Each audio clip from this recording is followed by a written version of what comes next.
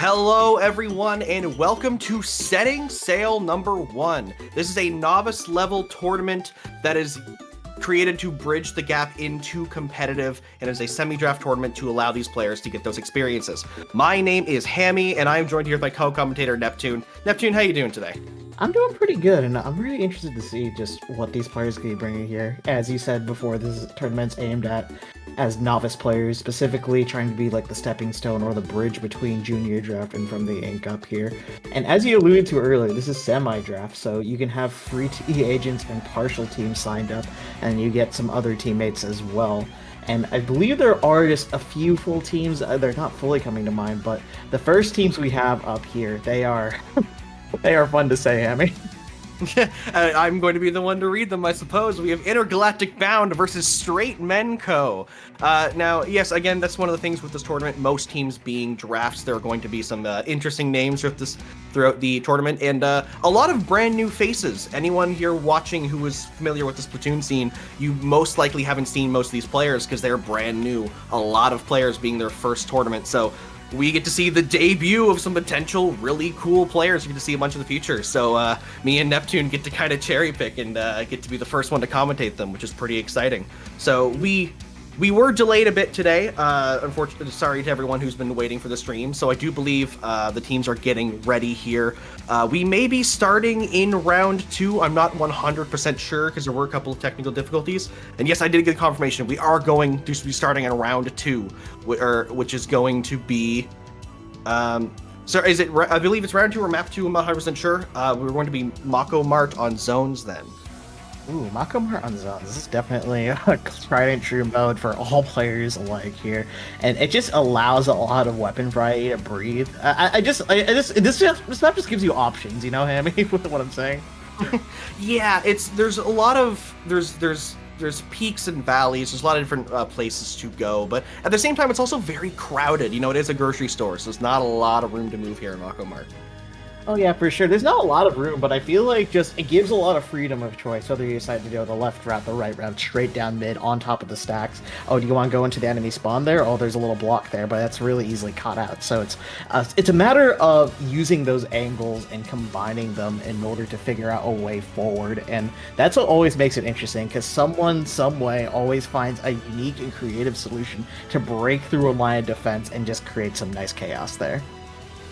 And that's perfect for these teams, again, being relatively new to the competitive scene, some of them. So being able to see how they decide to get in, because, you know, some of these players want to have as much experience and not understand some of those positions they can take. So I'm curious to see who is going to, you know, just blaze past everyone and run straight to the enemy team, who's going to be setting up on those stacks, who's going to be setting up on the plat, who's going to go for the zone. There's really no way to know how these players want to play it because they're going to come in here with some pretty fresh perspectives.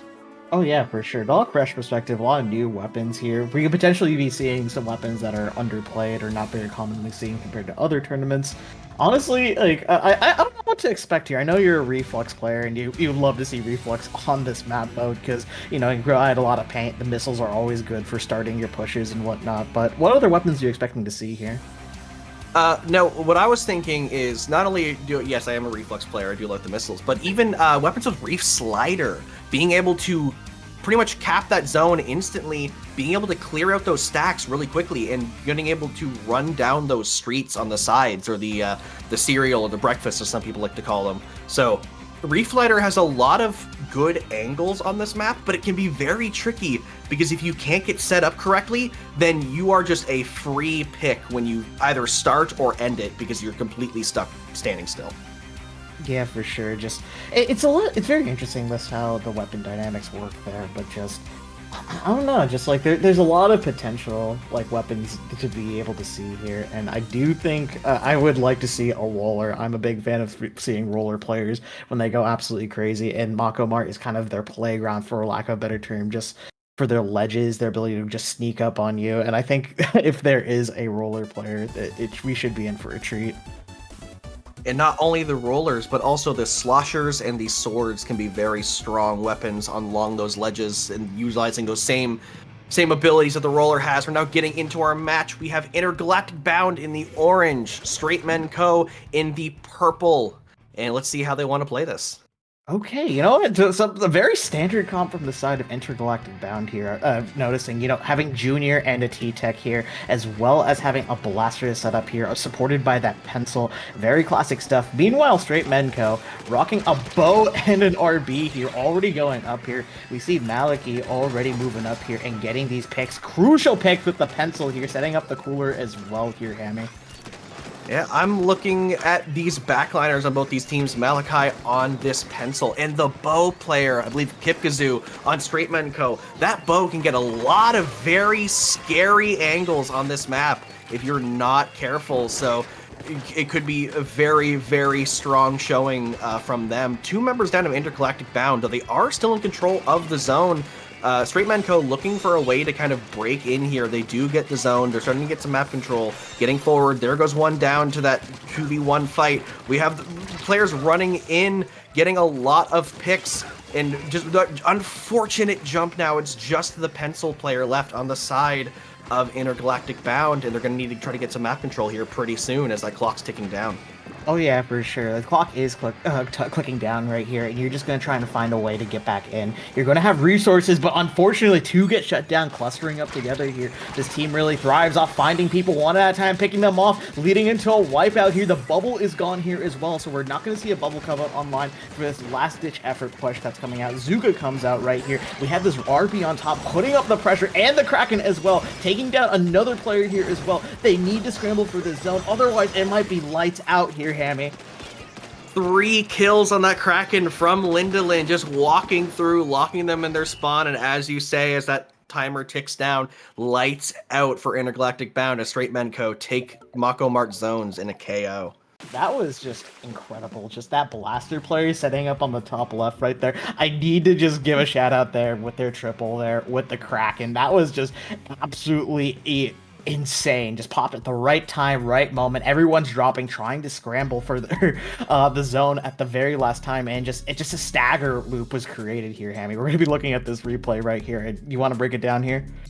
Yeah, Lindolin activating the Kraken just in the nick of time right before getting picked. You could see them like getting knocked around when they started the Kraken, showing that they were getting shot at. And then, yeah, just sliding back and forth, getting those Kraken picks.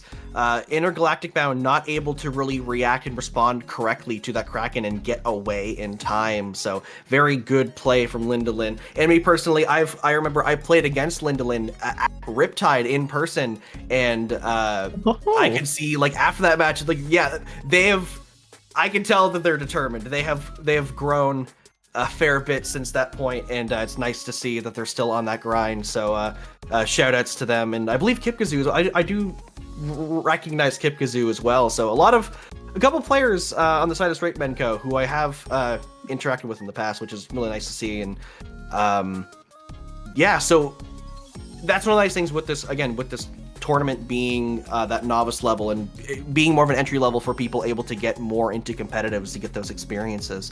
Now, that being said, this match is going to be a play all 3. So even though Straight Menko are up 2-0 over Intergalactic Bound, that's not the end of it yet. Intergalactic Bound still have a chance to prove themselves. They have a chance to get in the limelight and prove like, no, we get our time on stream now. We get to show how good we are. So that's what I'm looking for into this next match on Tower Control Shipshape Cargo Co. I'd like to see them pop off and show that they get their time in the limelight.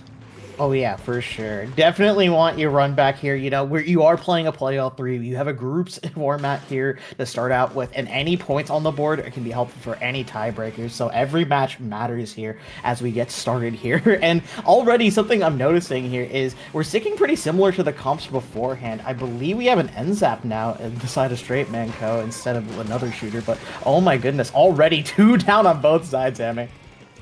Yeah, immediate picks from both sides. Duke Loser here with the Blaster, trying to just see if anyone's going to overstep their bounds and walk a bit too close to the ledge, but not getting any bites. Giving time for the teammates to reset in here. Straight Menko do have a bit of map control, but now with 1 player down, Intergalactic Bound are pushing in.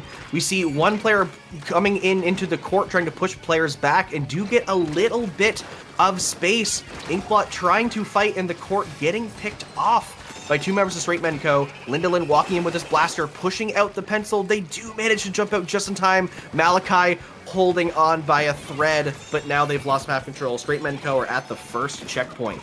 First checkpoint is already pretty good here, especially with 3 down on the side of Intergalactic Bound. This is the time to start applying that pressure here, get that snowball rolling here. The Kraken to shut down the pencil, going to cause another little bit of a stagger right here as well. The remaining members need to get the top right over here, because this is a very powerful position. Lindelin is absolutely popping off over here, using the range blaster to their maximum range here, getting these crucial picks and holding this crucial position. The tower's second checkpoint is already broken and is flying through towards the end here. Only 3 points left. There comes the strikes. Kipkazoo has to get the tower, and there's the bomb roll. But the KO does come out. The last 2 members of Straight Men Co. able to pincer onto that tower. A bit of a scramble and a glimmer of hope for Intergalactic Bound to the end. But Straight Men Co. said, no, we're done. And ended the match as another KO, taking the set 3-0. Something I want to point out on Straight Men Co. specifically and Lindelin is just the confidence. You know, hey, I got this position right here. I'm set up here. You're going to have to force something into me or do something about me to get me out here. So you can see, like, they're forcing bomb pressure that it should be specifically on the tower to slow it down onto themselves and just living through it all right here. This is just incredible gameplay and just... I'm impressed because I don't see RBs usually move around like this and just like so fluently and accurately as well. And we know we see E or blasters on tower control, but one's just a cut above the rest here, Hammy. Yeah, and it's also important to know the range of your weapon. You can see Linda stepping into positions where they can reach the opposing players in the blast radius, not getting too close. They have to direct them and not being too far away. They're not doing any damage. So that's a very important thing for a lot of weapons. And as you say, range blaster players, sometimes that can be a bit of a struggle getting that perfect line of sight and that perfect distance from the opposing side. So if anything, Intergalactic Bound may have had to play even more aggressive and just rush down Lindelin to kind of push them out of that position, but they tried to throw those bombs up there, tried to keep some pressure up, but ultimately that stall out was in the favor of Straight Men Co. So very, very well played by Straight Men Co. Again, getting 2 of those knockouts in a row. We didn't see the first round because unfortunately a couple of technical difficulties, but I'm sure that match went very, very entertaining. And again, Intergalactic Bound, they're not out yet. This is only round 1 of the day. There's still plenty of more Splatoon action going on, and I'm excited to see what kind of stuff they're going to bring later today. Now, we are going to be going into round 2 relatively soon. I'm not sure how quickly that's going to be. But yeah, and you have any other closing thoughts on that match, Neptune? Not really. That's just a showcase of some of the talent we're going to be showcasing here today, and we're going to be going into round 2 soon, which I believe is going to be 1 billion lions v 1 billion kids versus Death Crab for Cutie as well. Is going to be quite the matchup indeed. So stick around, folks.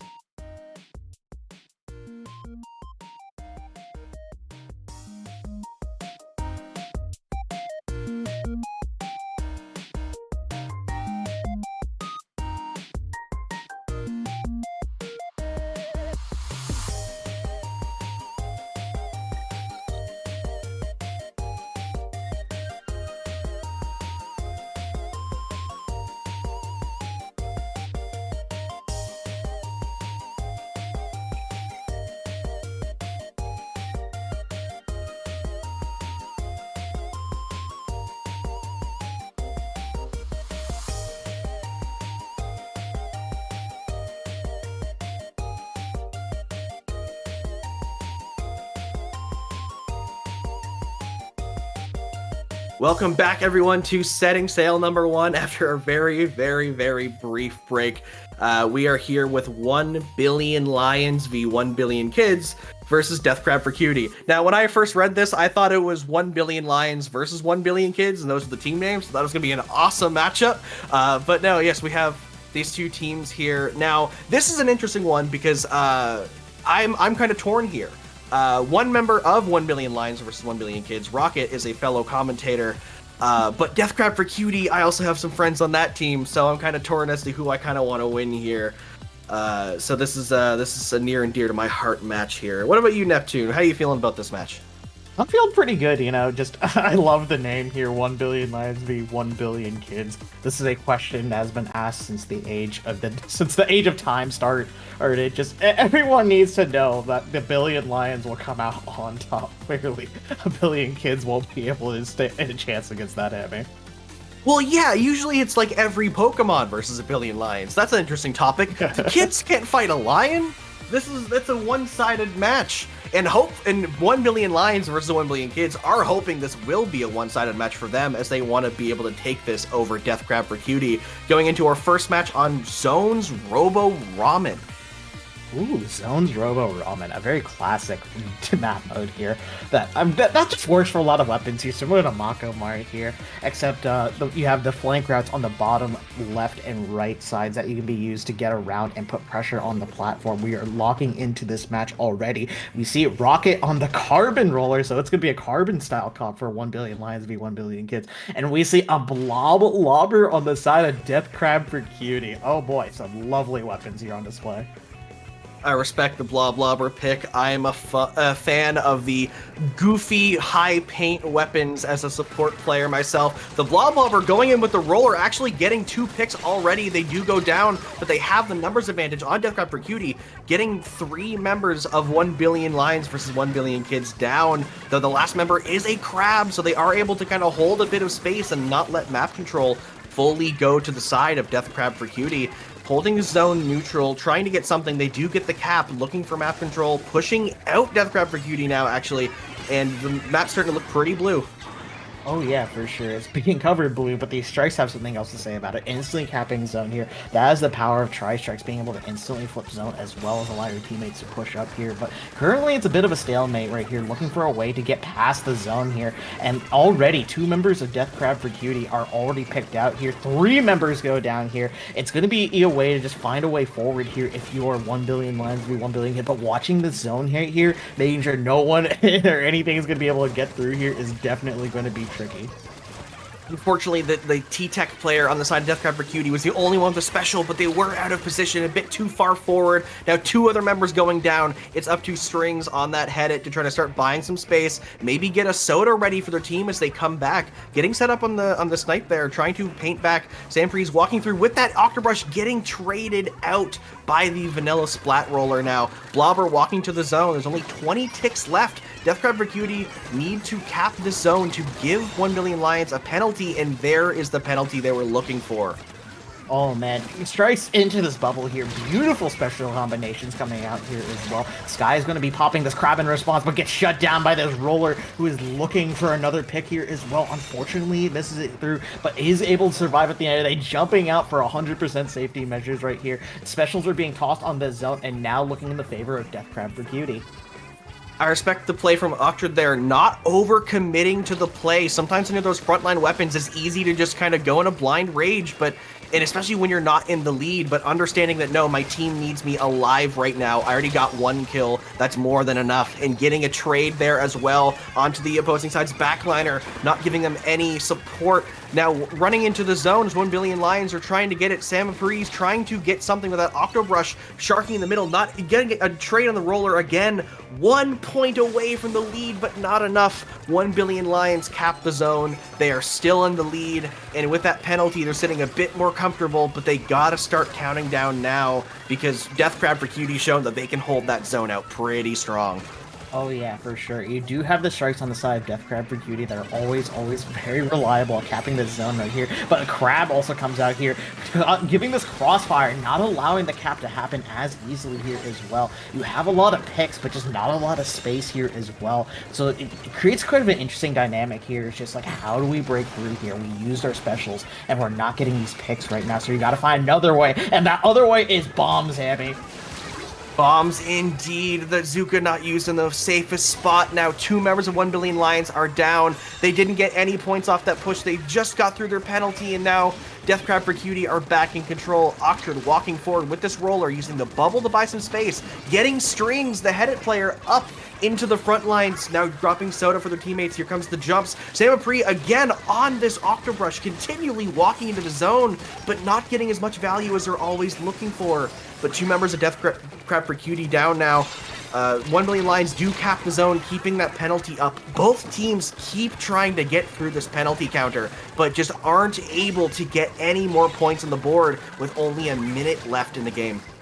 Only a minute left right here, and there's a point difference that are separating these two teams right here. As long as you're able to hold the zone, if you're 1 billion lions v 1 billion kids right here, you should be good to go. But consistently, but surely, they have a lot of strong painting guns. You're going to need to go in and get these crucial picks right here. You do get a couple members down. You get a crucial Zuka pick right here, trading out the Blob Blobber, which is a big painting gun right there as well. It's going to put a lot of pressure on Death Crab for Cutie right here. 30 seconds. It is go time right now, Hammy.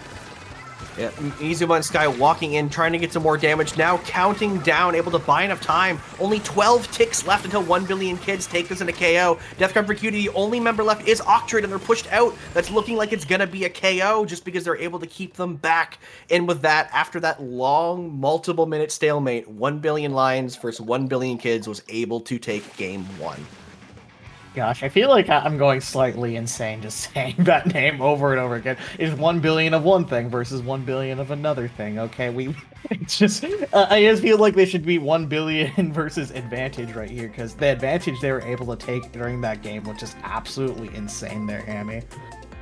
Yeah, now, one thing that I'm curious, I've been looking at that game, was the special uses on both sides. You can see that each player had different ways to use their specials. Now, one thing I'd like to point out is, I've seen Rocket using a lot of Zukas in awkward spots that have been getting traded off. They may need to back up and play a bit more like their Crab player. You see they're getting a trade. That trade was still in the favor of 1 billion Lions, as they did continue to hold at that stalemate, but you may want to back up a bit more and use it somewhere where you're in cover.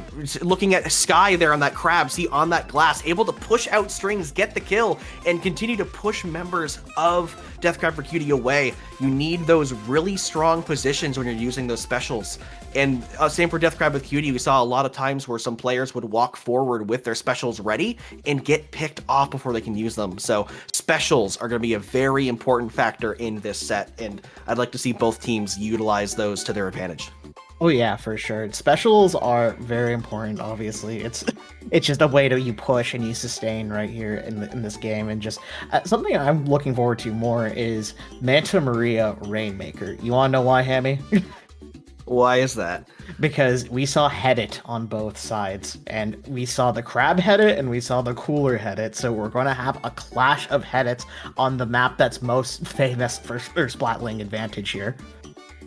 Yeah, that'll be a very interesting matchup to see indeed, assuming both teams, keep both those weapon picks, because both of them are very viable here. Soda is very, very good for Rainmaker, but so can Crab.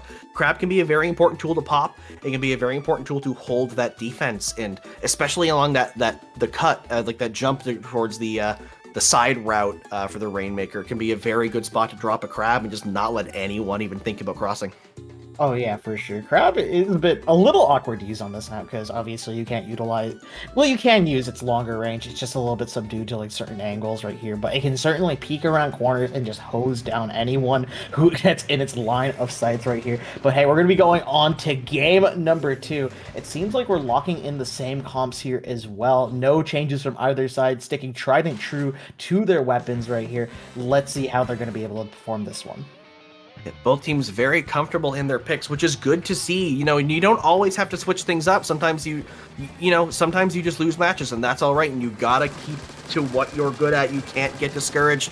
Both headeds here trying to pop the Rainmaker. No progress being made by either side. There we go. Death Crab for Cutie does take the first pop of the game, but 1 billion Lions were able to react to it and back up and not get any damage taken from it.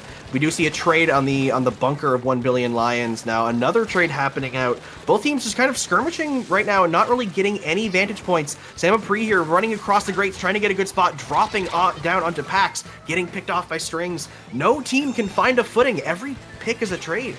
Every pick is a trade indeed, but hey, eventually you're going to have this numbers advantage. Never mind, you get traded out here as well. Sky doing a fantastic job with this edit here, anchoring down their team, holding down this line of sight, not allowing anyone to go through. But hey, there is an opening on the right side here. Pax taking this Rainmaker on the right here, getting that checkpoint. That is pretty huge for the first minute here, Hammy. Yeah, a very good call from the side of Deathcrab for Cutie, noticing that the Headit was out of position to. They were in position to get the kills, but not in position to block the Rainmaker, so they went onto that cut and just barely managed to get that checkpoint, as you said, right in the first minute. Now, Glum grabbing the Rainmaker and running it. No one on 1 Billion Lions able to react fast enough, getting them down to 28 points, which is kind of a scary number on Monta Maria. And you know that now if you are 1 Billion Lions, you have to be able to drop the Rainmaker all the way into that pit on the side of Deathcrab for Cutie on your push, and that can be kind of hard to get to sometimes. It can definitely be difficult to push to 28 right here, but it is doable. There is a lot of time left in this game right here. We see Strings here automatically backing up here, that backline instinct coming up here, realizing, hey, let me just anchor my team right here, get this Rainmaker pop, and prevent anyone from pushing forward, because that Octobrush, if it's able to get in, is going to be able to cause quite a lot of damage right here. But no way, 3 go down here with a trade for that Rainmaker. This is absolutely huge for 1 Billion Lives versus 1 Billion Kids right here. You just need to push up a little bit more. The numbers advantage is there, but the team is going to be responding and getting back into their state here. Crab gets popped here as well, and they are looking to push this Rainmaker for this church check. Can they get it? Oh, barely, but no, gets shut down by, I believe, a bomb there, Hammy. Yeah, the bomb didn't get the kill, but the bomb forced them to walk into the whole enemy team. So a very well placed bomb, and Deathcrab for Cutie have been doing great on this defense. Even the beginning of that push, I'm not sure if you saw it, but Strings on the head, it popped the Rainmaker and it killed Sky on the other head at the other side of the map, like on the grates. And it was just a lot of good defensive efforts from Deathcrab for Cutie now. But 3 members down, actually the roller going down, that is a delayed wipe. All 3 members now running back in, trying to get to their street. They still have the checkpoint, so they have a really good defensive linchpin. They just need to make sure that they can hold it out for another 2 minutes, which is a pretty tall task. It's a very tall task indeed, especially when you have to go forward into the enemy's base where they're all painted. But you do manage to get a triple there with that carbon roller, shredding up these members here. The roller is going to be on respawn right here. If they do get it up here in time, they might be able to swap the lead. The Rainmaker is going. The roller is coming in position to try and defend. Unfortunately, gets picked out by the rain right here. The push might be able to keep going, especially with that wipeout here. We're going to see the leads get swapped here pretty shortly here, as well as a crab getting popped all the way to the end to end, coast to coast, checkpoint 2, game over. A very unfortunate position for Deathcrab for Cutie. I said that it's hard to drop that Rainmaker, and I guess an easy way to drop it is just kill the entire enemy team and then just very leisurely pop it and drop down and run in straight for that KO. So very well played by both sides. Deathcrab for Cutie had such a strong defense for a while, but eventually 1 Billion Lions versus 1 Billion Kids able to find the cracks and slip in and go straight for the KO. Now, once again, this is going to be a play all 3, so it's not over yet. 1 Billion Lions do take the set, but Deathcrab for Cutie can still get a win to make things more in their favor down the line in terms of tiebreakers. Oh yeah, for sure. Every game matters here, especially with the groups phases here. If you do manage to get a game here, again, as I said before, you are able to get some more points on the board that can help you get break some tiebreakers later on in the tournament here as well. And that's just something I gotta just give it up for here. Just how incredible just 1 Billion Lions for 1 Billion Kids have just been. They said ready, set, go, and just launched everything at that Rainmaker, got that wipeout, and pushed it up all the way towards the end there, Hammy. Yeah, I'm gonna be real. In that replay, I was trying to figure out what happened, and it just everyone dies simultaneously. Just 4 different fights happen, and the entire roster Deathcrab for Cutie just goes down, and the Rainmaker goes straight through. So again, 1 Billion Lions just, yeah, as you say, they just did a nice 3-2-1 countdown and just said, yeah, game's over, it's ours. Now, we're going next into Hagglefish Market on tower control. So this is going to be a bit of an interesting one, just based on how these teams have been playing, because we've seen a lot of players like to run forward. Like, we have the Octobrushes, we have the Rollers. So I'm curious to see how they're going to play around the tower. Oh yeah, for sure. Those weapons are definitely going to be a little, how do I say it? Have to hold themselves back a little bit here to help with that tower here as well. The first checkpoint, generally, they're not going to be able to get too much advantage here because the only way they're able to attack the high ground is by going through that ramp here as well. But I like to see those weapons play and perform if they manage to get to that second checkpoint, because then they can get to that top right area as well and just lock it down. Whether you're a roller or a brush right there, you're going to prevent the enemy team there with your weapon and your range. You're just going to be able to comfortably take care of any threats there and cause the tower to fall relatively easily here as well, Hammy. Yeah, as you say, that top right area by the tower, for that checkpoint, is so crucial because even though it's such a small area, it shuts down half of the map in terms of flanks because the opposing team can't get around that point. And that's the only entry point to get around the tower. Now, both teams bringing in the same comps except for 1 billion lions, now bringing in a vanilla Tri-Slosher instead of that Octobrush on Sail VOD. Now, this is an interesting pick because that Toxic Mist is going to do a lot. Oh yeah, for sure. Toxic Mist on the tower can definitely discourage riders as well as hold down an area or choke point as necessary. And something else I want to point out is the vanilla Tri-Slosher. So we're going to be seeing Jetpack here. And if there's any maps where Jetpack players love having fun on, it's going to be Hagglefish Market here. We already have a pick right here. We're going to see the Jetpack get popped here as well, threaten that glass area as well, and prevent Death Crab for Cutie being able to move up here as well. Yeah, a lot of value from that Jetpack again, getting 2 members to back up. They didn't get the kills, but that's not always what's important. What's important is getting that map control. 1 million lions on this tower, riding it through, going to that first checkpoint, which could be a weird spot to hold out. They lost their numbers advantage, but players jumping back into the tower. Death Crab for Cutie not necessarily in a position to hold the tower out, and they do get that first checkpoint. Death Crab for Cutie now need to kind of get some picks and start getting some map control here pretty quick.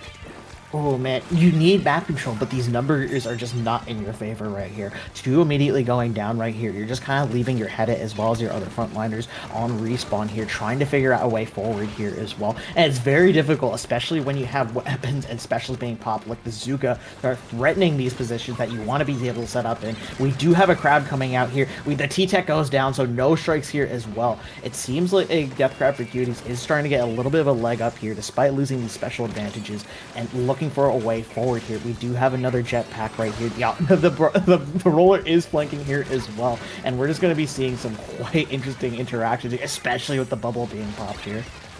I started holding my breath watching Octrid hiding under that inkjet, trying not to be noticed, and they did survive through it, but now getting picked off by Mikuzma, running in with that Zap, just trying to paint out for their team. They already have the sodas deployed, so the team is getting the sodas. Crab out as well from Sky, getting 1, trying to push out more players. Here comes the strikes on the side of Death Crab for Cutie, not getting as much value as they want now. 2v2, towers in the middle of the map, and this is a bit of a stall out, but it's in the favor of 1 billion lions, so they're not itching to do anything here. They're just gonna keep dropping those sodas, keep just playing their half of the map, and just let Death Crab walk at them.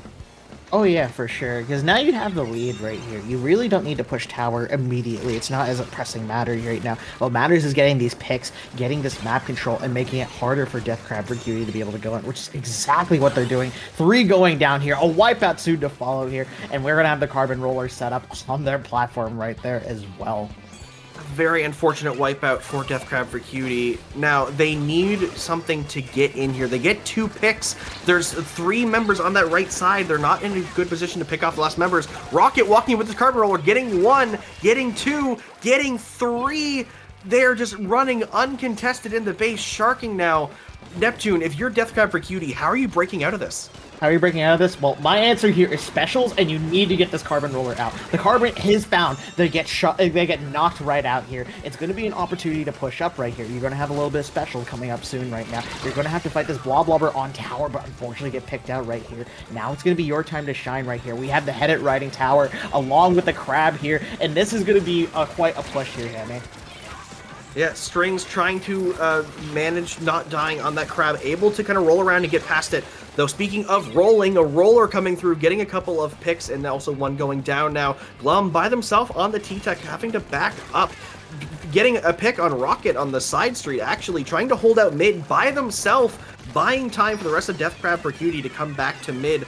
Those strikes coming out, getting thrown blindly over the edge. They're walking in with them, but don't have any follow-up from their team. But Glum getting one by themselves, going in, almost trading for a second, doing a bit of solo playing there, which went out, it worked fairly well in their favor, but they need the rest of the team to come with them. Strings now on that crab. It's a crab battle, and they lose, unfortunately.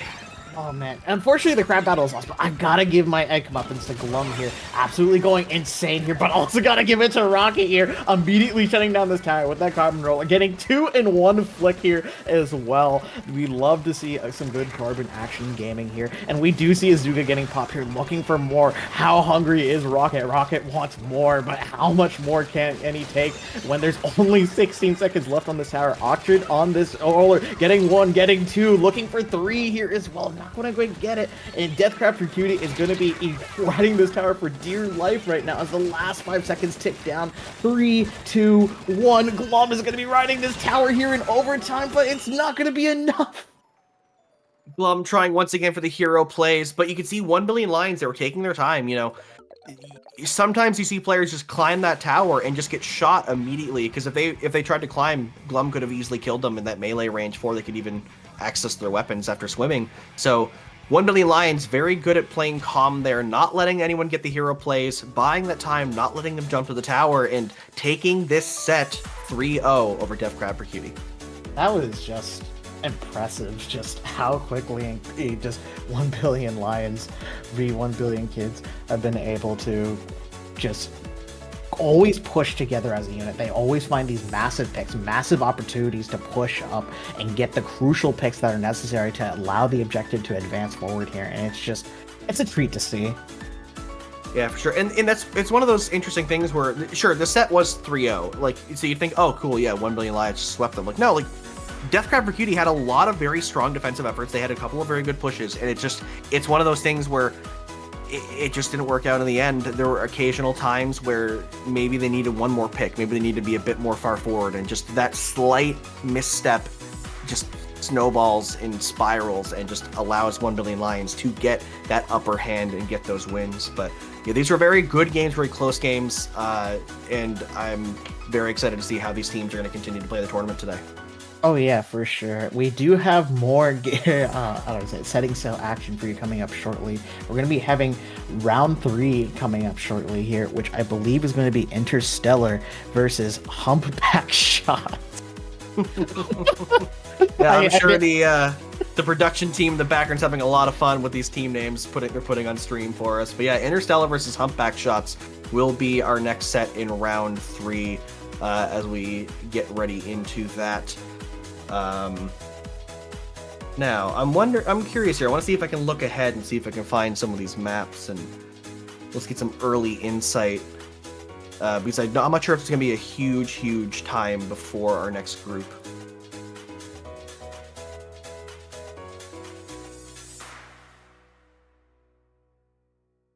Yeah, so here I do have the next map. So we're gonna have Clamblitz and Inkblot. I kind of want to start talking about this early because that's a very interesting map. There's a lot. I know it's a map that a lot of people are conflicted about because it is a curious one to kind of get in and push in because it's a very short map.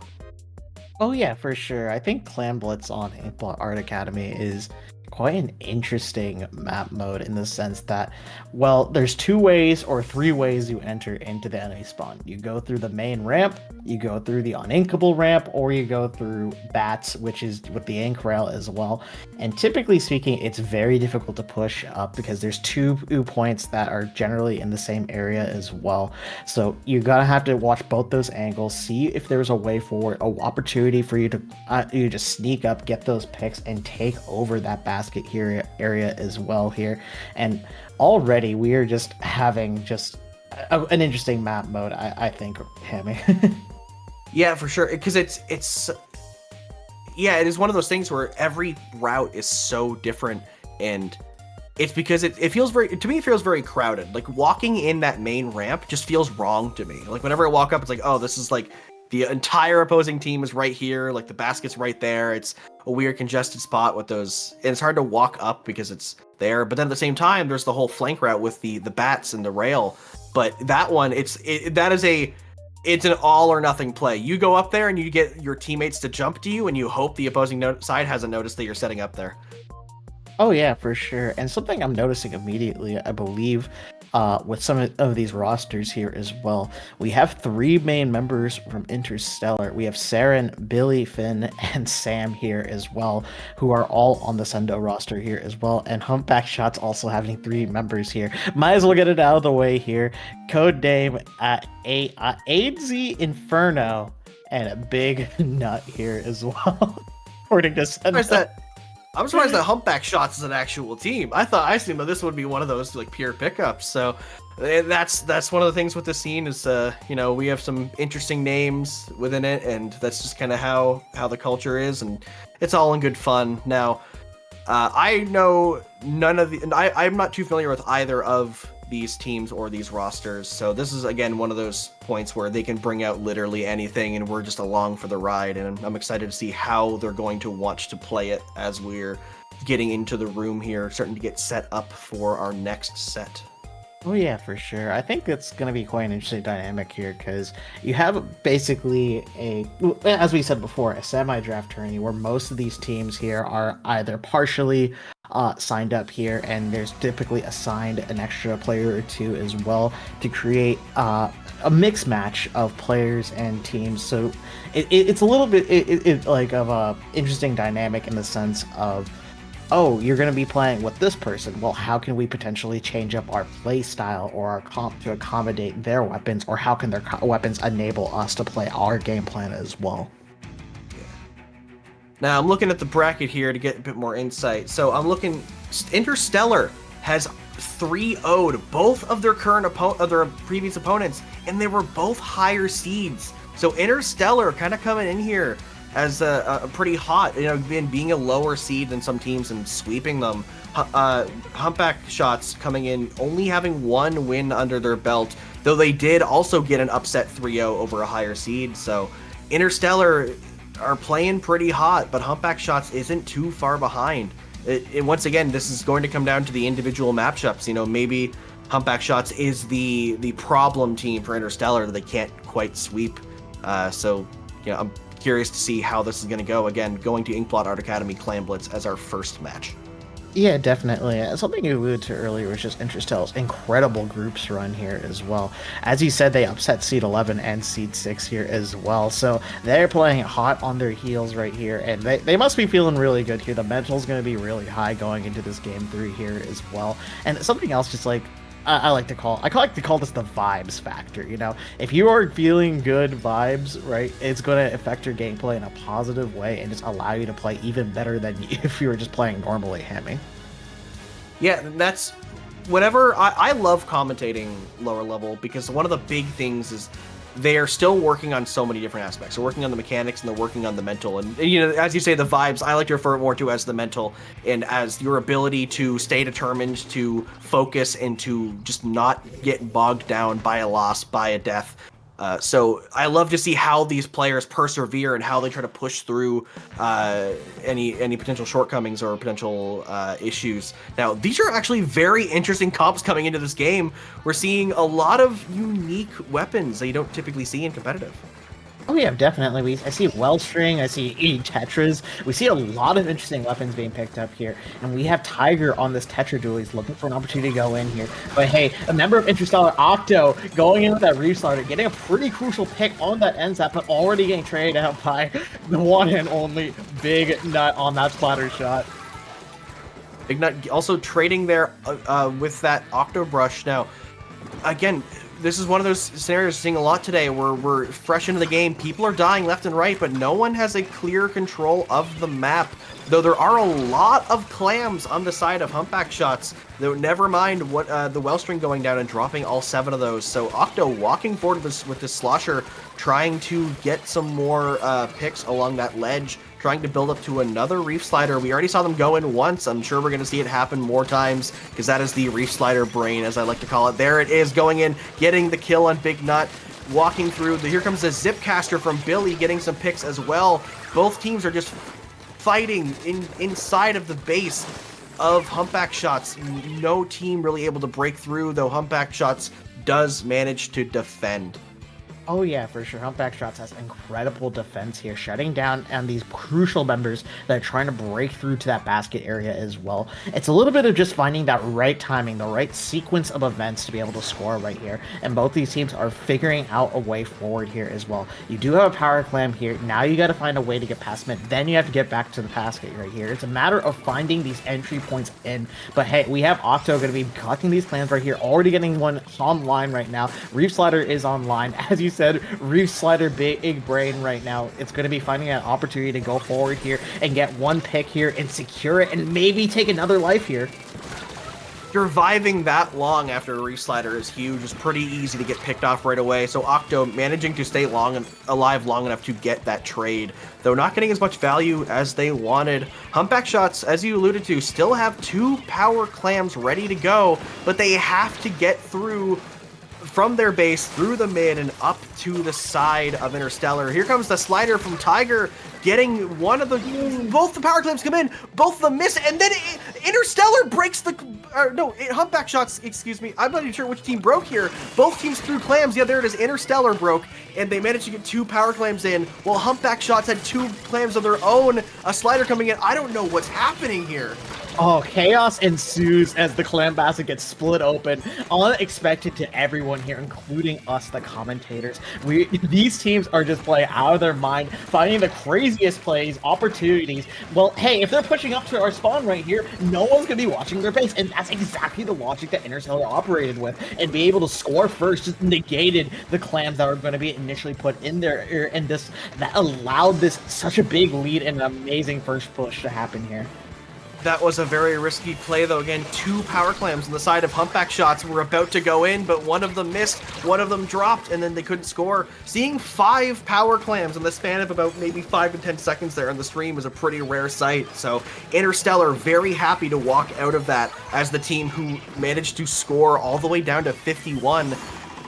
Trying to keep map control here. Here comes the Chumps. We have 3 members of Interstellar walking in the left side. Here comes that slider from Octo, getting one. Backing up, it's just the Tetras left on the side of Humpback Shots. They're stuck in the corner. Tiger fighting. They can't do it. There's the wipe, and just clams flying in from every direction.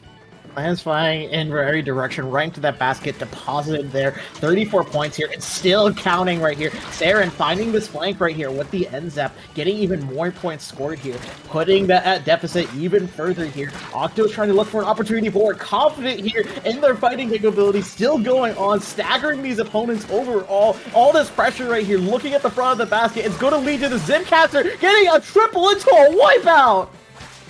The Zipcaster, Billy and Octo have been working together so much in this game with that Zipcaster, with that slider, and being able to ledge camp on both those weapons and just do a lot of damage. That was the peak of their team play there, getting those 3 kills and the wipeout and just letting their team continue that push now. 15 seconds left. Humpback Shots need something. They need something indeed. Last 10 seconds here.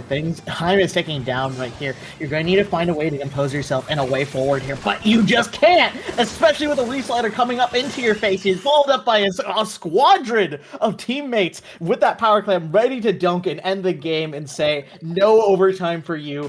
My game right here, right now. A very well done game from Interstellar. Again, that first push, very risky, very chaotic, but it worked in their favor, and that's what you need sometimes. But then after that, they just kept going. They kept doing more pushes, getting in with those sliders, with those zips, and we didn't see Humpback Shots able to do that with their own Reef Slider. So maybe that just it wasn't their time to shine, but going into Scorch Gorge Rainmaker, that could be a very different story. Oh, it can be a very different story indeed here, especially with what I like to call the choke of death is what I like to call it. It's just every time you try and go through it, someone's going to die one way or another, so you're going to have to brute force specials. And we saw that this team is very capable of just finding ways forward with their specials as well. We saw Octo constantly clicking Reef Slider in situations that just caught the other members of Humpback Shots off guard so many times, tried and true here. And something I wanted to just talk a little bit about is just the confidence from Interstellar. Their members are not afraid to scrap. They're not afraid to give up space. They will keep applying pressure in situations where they are comfortable and confident in, and that allowed them to get away with these plays and in these crazy extensions to allow the clan mask to get fly open so often and frequently, Amy. Yeah. That confidence was huge, but also the coordination with that confidence. Every time we saw Octo reef slide in, we saw Billy come in with the zip. We saw their teammates back them up, and that's a very important thing. Usually what happens is if somebody uses a reef slide, they go in, they get no one, and then they just die immediately by themselves. But we saw Octo going in, and we saw Sam, Billy, and Saren coming in with them, and that's what you want to see, is the coordination. That is the best thing that will get you far in these novice level tournaments. Oh yeah, for sure. Coordination is key in the name of the game here. It's also going to be the name of Humpback as well. Not Humpback. Rainmaker. I'm thinking Rainmaker Humpback. Oops. Yeah, we are now on Scorch Gorge, Rainmaker. Thankfully, not Humpback. Actually, I don't mind that map. But yeah, both teams trying to pop here. We see Humpback Shots getting the pop. Tiger already in aggressive position, trying to fight to the torpedo coming in and blocking them, and they have to back out. One member going down on the side of Interstellar, which will give Humpback Shots a bit of a leverage point. Here comes Azuka getting one, pushing through to this gate, just trying to push back the side. And now Interstellar running past to trade out the Rainmaker. Oh my goodness, already the Rainmaker is in position to be dunked right here. This is a great position to be in if you're a Humpback Shots right here, but the picks that happen on defense here for Interstellar are going to swing that advantage into their favor right now and look for opportunities to contest this Rainmaker. Yeah, Billy with that zip coming through is about to end as they're getting some last second movement here. Octo coming in with that hammer, getting one, throwing it, barely missing Tiger, walking through with that wiper, dropping out now, realizing that they've overstayed their welcome. The Rainmaker going down again. Neither team able to get that Rainmaker to move out of 90 points. So hopefully one side is able to escort the Rainmaker a bit further and get that push that they're looking for. Tiger sliding in with that reef slider, fighting with their team in that pit, managing to make players jump out. Now grabbing and moving it. Can they get past the 90-point marker? That's what I'm looking for here, because I want to see a good push come. Oh yeah, for sure. You want to see some of these strong pushes here, especially with the first checkpoint down right here. But at what cost? 3 members go down on the side of Humpback Shot right here, and it's going to allow Interstellar to be able to move up here. We see Octo consistently being on this flank, pestering this well string here. One of the key members that are going to be preventing any members from moving up towards that first checkpoint right here. And just, you can look how confident and distracting this wiper gameplay is. You have 1, not 2, 3 members, and a jump out here to guarantee your survival and get Soda there. Absolutely incredible wiper gaming. Octo playing mind games with Humpback Shots, but unfortunately Pookie going down while holding the Rainmaker, so still not able to get the checkpoint they're looking for. Now Saren walking in, trying to grab the Rainmaker. They have a hammer. Oh, the hammer goes down. They've lost that protection they were looking for, and they go down to the Wellstring. Codename just launching explosive arrows left and right. Billy running away with this Octobrush, hiding now in the corner, trying to find a position to help their team, but no, Tiger coming in with a slider. It's just chaos in the base of Humpback Shots right now. It is chaos indeed right here, but the Rainmaker is going to be uncontested, and that's what's important. It's not going to be going forward towards that checkpoint right here, and it's going to be in their hands right now. You're going to have to force Interstellar to make some more plays here as well if they want any chance of getting this checkpoint here, but the Zipcaster is not going to find anyone here as well, and they can just keep playing defense here. Interstellar sitting in middle, trying to find some kind of a position. They need to play it smart and break into that defense they're trying to hold so well. Octo walking in with the Swiper, getting behind and fighting Tiger from behind, but Tiger's able to keep sliding around, so they're able to force it into a trade. Billy throwing in some bombs, trying to paint up, because Humpback Shots are doing a good job of just keeping their part of the map painted and not giving any space. As the 3 members going down, Pookie running in after the wipeout, getting that checkpoint.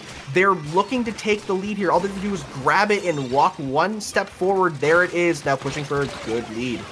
Oh my goodness, that Zipcaster into the wipeout there was absolutely incredible, allowing Interstellar to not only get the first checkpoint, but secure the lead here as well. 41's pretty good here, especially with a minute left on the clock right here. Unfortunately, getting traded out here. If you're Interstellar right here, you just need to find ways to hold up this defense and keep humpback shots on their choke point right here, and the game can be yours. And if you're humpback shots, well, we need to find a way to break forward and prevent these flanks right here. But Billy consistently coming in, just shutting down this Rainmaker is going to stunt the progress of the Rainmakers consistently sitting in their spawn here, Hammy. And that's the name of the game. It's stalling out. Billy knows that, hey, if the Rainmaker's dead, they can't move, so they're going to keep running in and trading out with that Rainmaker.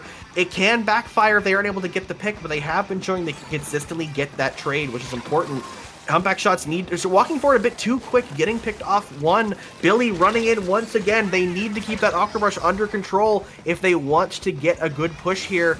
Only 11 seconds left, with only 40 seconds left on the Rainmaker before it explodes, so not a great overtime, but there actually goes the pick.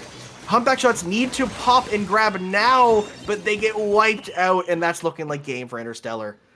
That was just incredible from both sides right there. Humpback shots consistently holding that defense there. It just had to crumble eventually. It just some event, some special that was able to break through. That was Interstellar Zipcaster, Billy on that Octobrush, getting those crucial picks, making everyone look at them while the rest of their team floods in, wiping out their other members and allowing that game to swing into their favor. And unfortunately, in that overtime, or I guess not overtime, but end of the match, there wasn't a lot of breathing room for humpback shots. They had to push out pretty far into mid when they weren't in a position to do so because there was just no time left. And Interstellar taking full advantage of that. Again, Billy walking into the side, distracting them. The other three members just walking forward and just completely just barreling them with shots and taking them down into the wipeout. Now, going into our last match here, we have Mahi Mahi Resort Splat Zones. This is a very common map that's been popping up recently, and it's one that can be very interesting because it has the water mechanics where the map changes halfway through. Oh yeah, for sure. Mahi changing its layout when after the halfway point just gives a lot more breathing room, just allows players to find ways forward and just create interesting dynamic gameplay that I love seeing of this game right here. There's a lot of push and pull on Mahi here, and when the water level is lowered, that just gets expressed tenfold, Hammy. Yeah, and it's every team plays it differently. Like my team, personally, we are very bad at the map until the water level changes. We usually we throw until that 60 marker where the map changes, and then we lock in and we are ready to go. We know what to do, but it can be very dicey in that first part of the game because there's not a lot of room to move. It's very, very small, so it's hard when you're one of those weapons who need that space to kind of play and control, because if you're one of those quick, fast frontline weapons, you can just run straight at them and they have nowhere to run because there's nowhere to run. It's all water. It's all water indeed right here. One slip of the foot right there, you're going to be ending up in the water and back and respawn as well. So you're going to have to play this accordingly, set up, find opportunities to push forward as well. And something else I'm noticing here as well, as you mentioned before, just both these teams have Reef Slider in their toolkit here as well. And I'm curious to see if they will be played on zones as well, as its ability to flop the zone just at the very nick of time is just absolutely so crucial on a build like Slat Zones. Yeah, for sure. It's a very useful tool, though it's kind of awkward because there's that pole in the middle, so sometimes you need to get the angle right, or else you might not cap the full zone, or at the very least you can cap most of it if you have teammates backing you up. That's the most important thing. But we've seen from Interstellar, they know how to coordinate with that Reef Slider, as you saw in game 1. So if they're bringing that Dreadbringer back, it's going to be very deadly. So humpback shots are going to need to figure out how to coordinate. And unfortunately, speaking of coordination and communication, the game has crashed, which is not fully unexpected from Splatoon. I love this game. I love paying $20 online. Yeah, that's how it is. But you know, it's we all love this game for some reason, and we're all stuck here by our own doing. So yeah, those Reef Sliders can be very interesting weapons here. There's Zipcasters as well. Zipcaster can be fairly scary on this map. It's one that, like, it's not even like a specific, like, oh, it's good on this map because XYZ. I just feel like I see a lot of Zipcasters here, and they always just cause a lot of damage. Oh yeah, for sure. Zipcaster is one of those specials that I always call a jack of all trades, because he can do a little bit of everything, right? It's just a matter of being able to do it. It needs to be wielded by players that know exactly what they're doing with it. Oh, we're going for a distraction zip? Well, let me go around the left side of the map here when they're bunched up on the right. Oh, they're clustered on the left side here? I want to contest and create an opening for my team by zipping to the right here. It's always opportunities that Zipcaster allows, and just it's one of the most expressive and cool specials to always see, especially when you're commentating this game. Yeah, and it's also up to the player to be able to do that, because on the other hand, there's a lot of Zipcasters who kind of default. One common setup that I like to run is Zipcasters all the time will just go beeline for the backliner. Like, cool, yeah, I'm a Zipcaster, I'll just zip past my team and go for the backliner. So what I do is if I hear a Zipcaster get set up, I set up so I'm aiming at my backliner, and I just direct in one shot the Zipcaster out of the air, and now we just have a numbers advantage. So it can be a very expressive weapon, and it can be very interesting and unique, as you're talking about, but it is sometimes easy to fall into that, like, solo queue mindset of, oh, I'm just gonna do this thing over and over and over again and hope that the other team doesn't react or respond to it properly. So you need to still have that skill and that ability to know how you want to play that Zipcaster. Oh yeah, for sure. Couldn't have said it better myself right here. I think it seems like we're going to be getting a lobby back together here and find a way forward here as well. But in the meantime, I want to talk a little bit about just like how... Okay, never mind. We're already here. Never mind. I will save that for a later point here. We are locking in here. Yeah, both teams loading in, seeing a lot of familiar weapons, though the ink brush from Billy with the whales and the splat bomb, very interesting pick. We're not going to have that Zipcaster that we were expecting. We won't have the Zipcaster, but we will have a brush in the shape of the ink brush here. Ink brush is such a mobile rat weapon right here, and also having a bomb and whales allows the enemy team just be constantly on the move and on the hunt here. But hey, Interstellar already trying to make a move here in a play, trading out 1-for-1, looking for another pick. We have Octo on this RB, playing with, I believe, the chumps here as well, creating these crucial picks and just being a thorn in the side for humpback shots. Yeah, Octo able to get that. They understand their radius and their range, able to get a lot of picks there. Though overstepping their bounds a bit, they got a little bit too confident as Big Nut ran over, got the pick. Though Humpback Shot still locked into their spawn. They're looking for a solution. An unfortunate Zuka from the mid-air, blocked by that little stump. The water levels are changing already.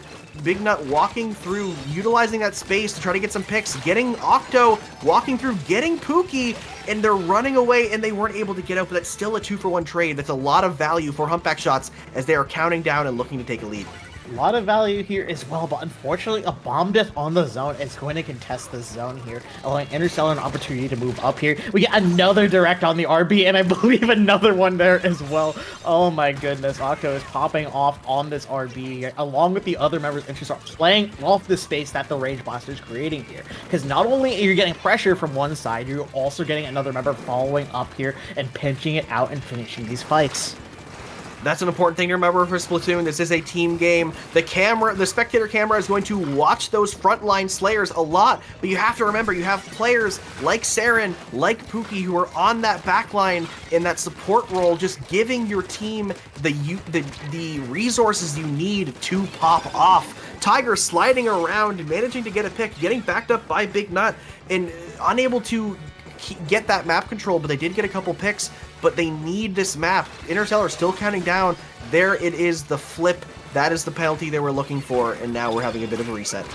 A bit of a reset here is really nice here if you're Humpback Shots, because now this gives you a little bit of opportunity to figure out a response here, and that response is the Trizuka, taking down that backline right here as well, and getting another pick on that RB, which is absolutely huge. Now's an opportunity to push forward, but you gotta watch out for these bombs. Saren with these bombs here, as well as the ink brush here, are gonna be providing so much pressure and stopping any chance that Humpback Shots has at setting up here. Though Humpback Shot still does have control of the map. Sarin almost jumping off the map, but managing to stay on. There's the wipeout. Interstellar getting control before Humpback Shots could get a lead from that push. Now, Octo setting up on the left side. The rest of the team looking to set up on the right side, backing up and keeping that space, probably cleaning the map. Humpback Shots need some specials right now. They need something to break in. They have a slider, they have a Zuka, and now they have the Wave Breaker, and both members going down. It's a 2v2. Octo, once again, just still hitting these directs this whole game. It's just continually been hitting those shots.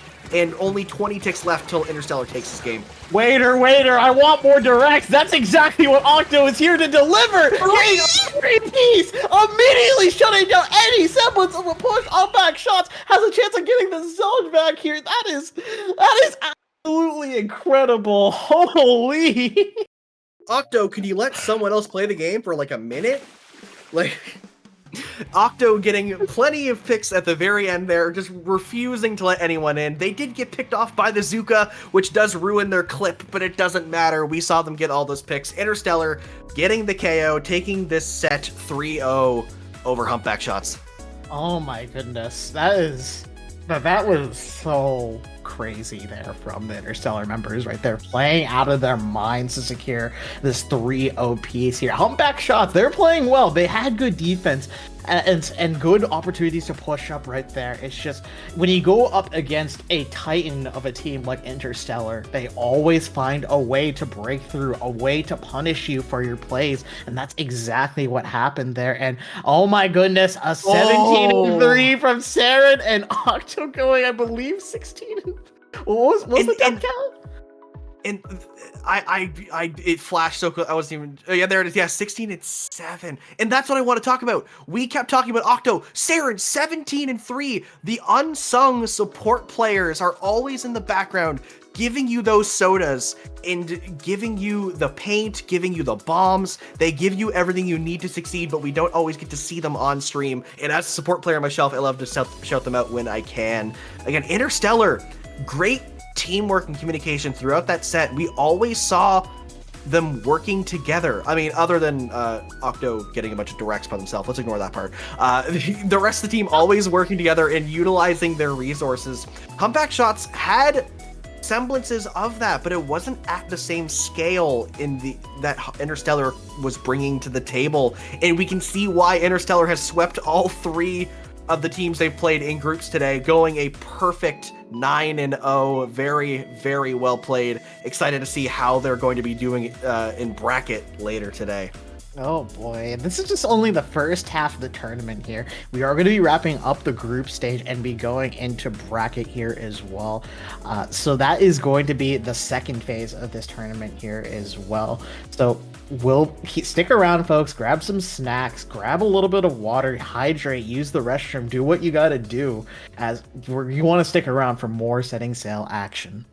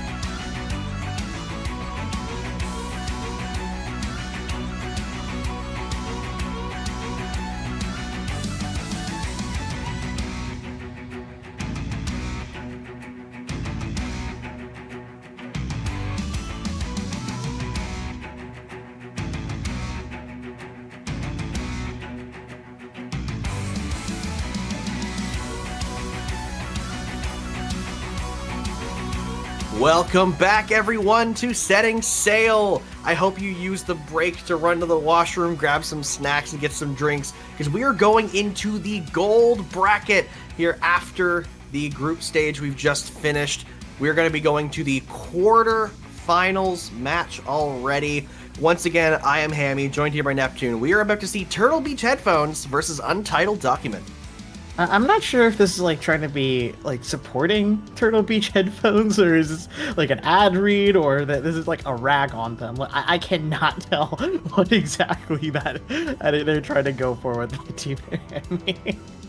I think it'd be awesome if they're getting paid for it, but I highly doubt it. I'm curious if they're really big fans of them or if they absolutely hate them. You know, maybe they have a player who's using them and everyone else is ragging on them for running it. But yeah, so both these teams have made it to the gold bracket. This is these teams in this bracket are the best of the best from today. I want to do a little bit of research and kind of see what these teams did. Untitled Document didn't get a full sweep. They went 3-0 twice and then went 2-1 once. And then Turtle Beach, they went 3-0 and then 2-1 and then 2-1. So neither of these teams having a perfect day, but still a really strong showing and getting to this bracket. So we're going to get to see now who is going home as who is going to go to our semi-finals.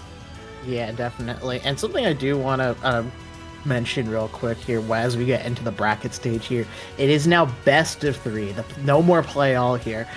Whoever wins or takes 2 games first is going to be proceeding on to the semifinals here, as we have 8 teams in total as well. So you're going to be able to go through this gauntlet here and see who comes out on top, Hammy. Yeah. Now they have to win 2 matches, and the first of those matches is going to be Undertow Spillway Tower Control.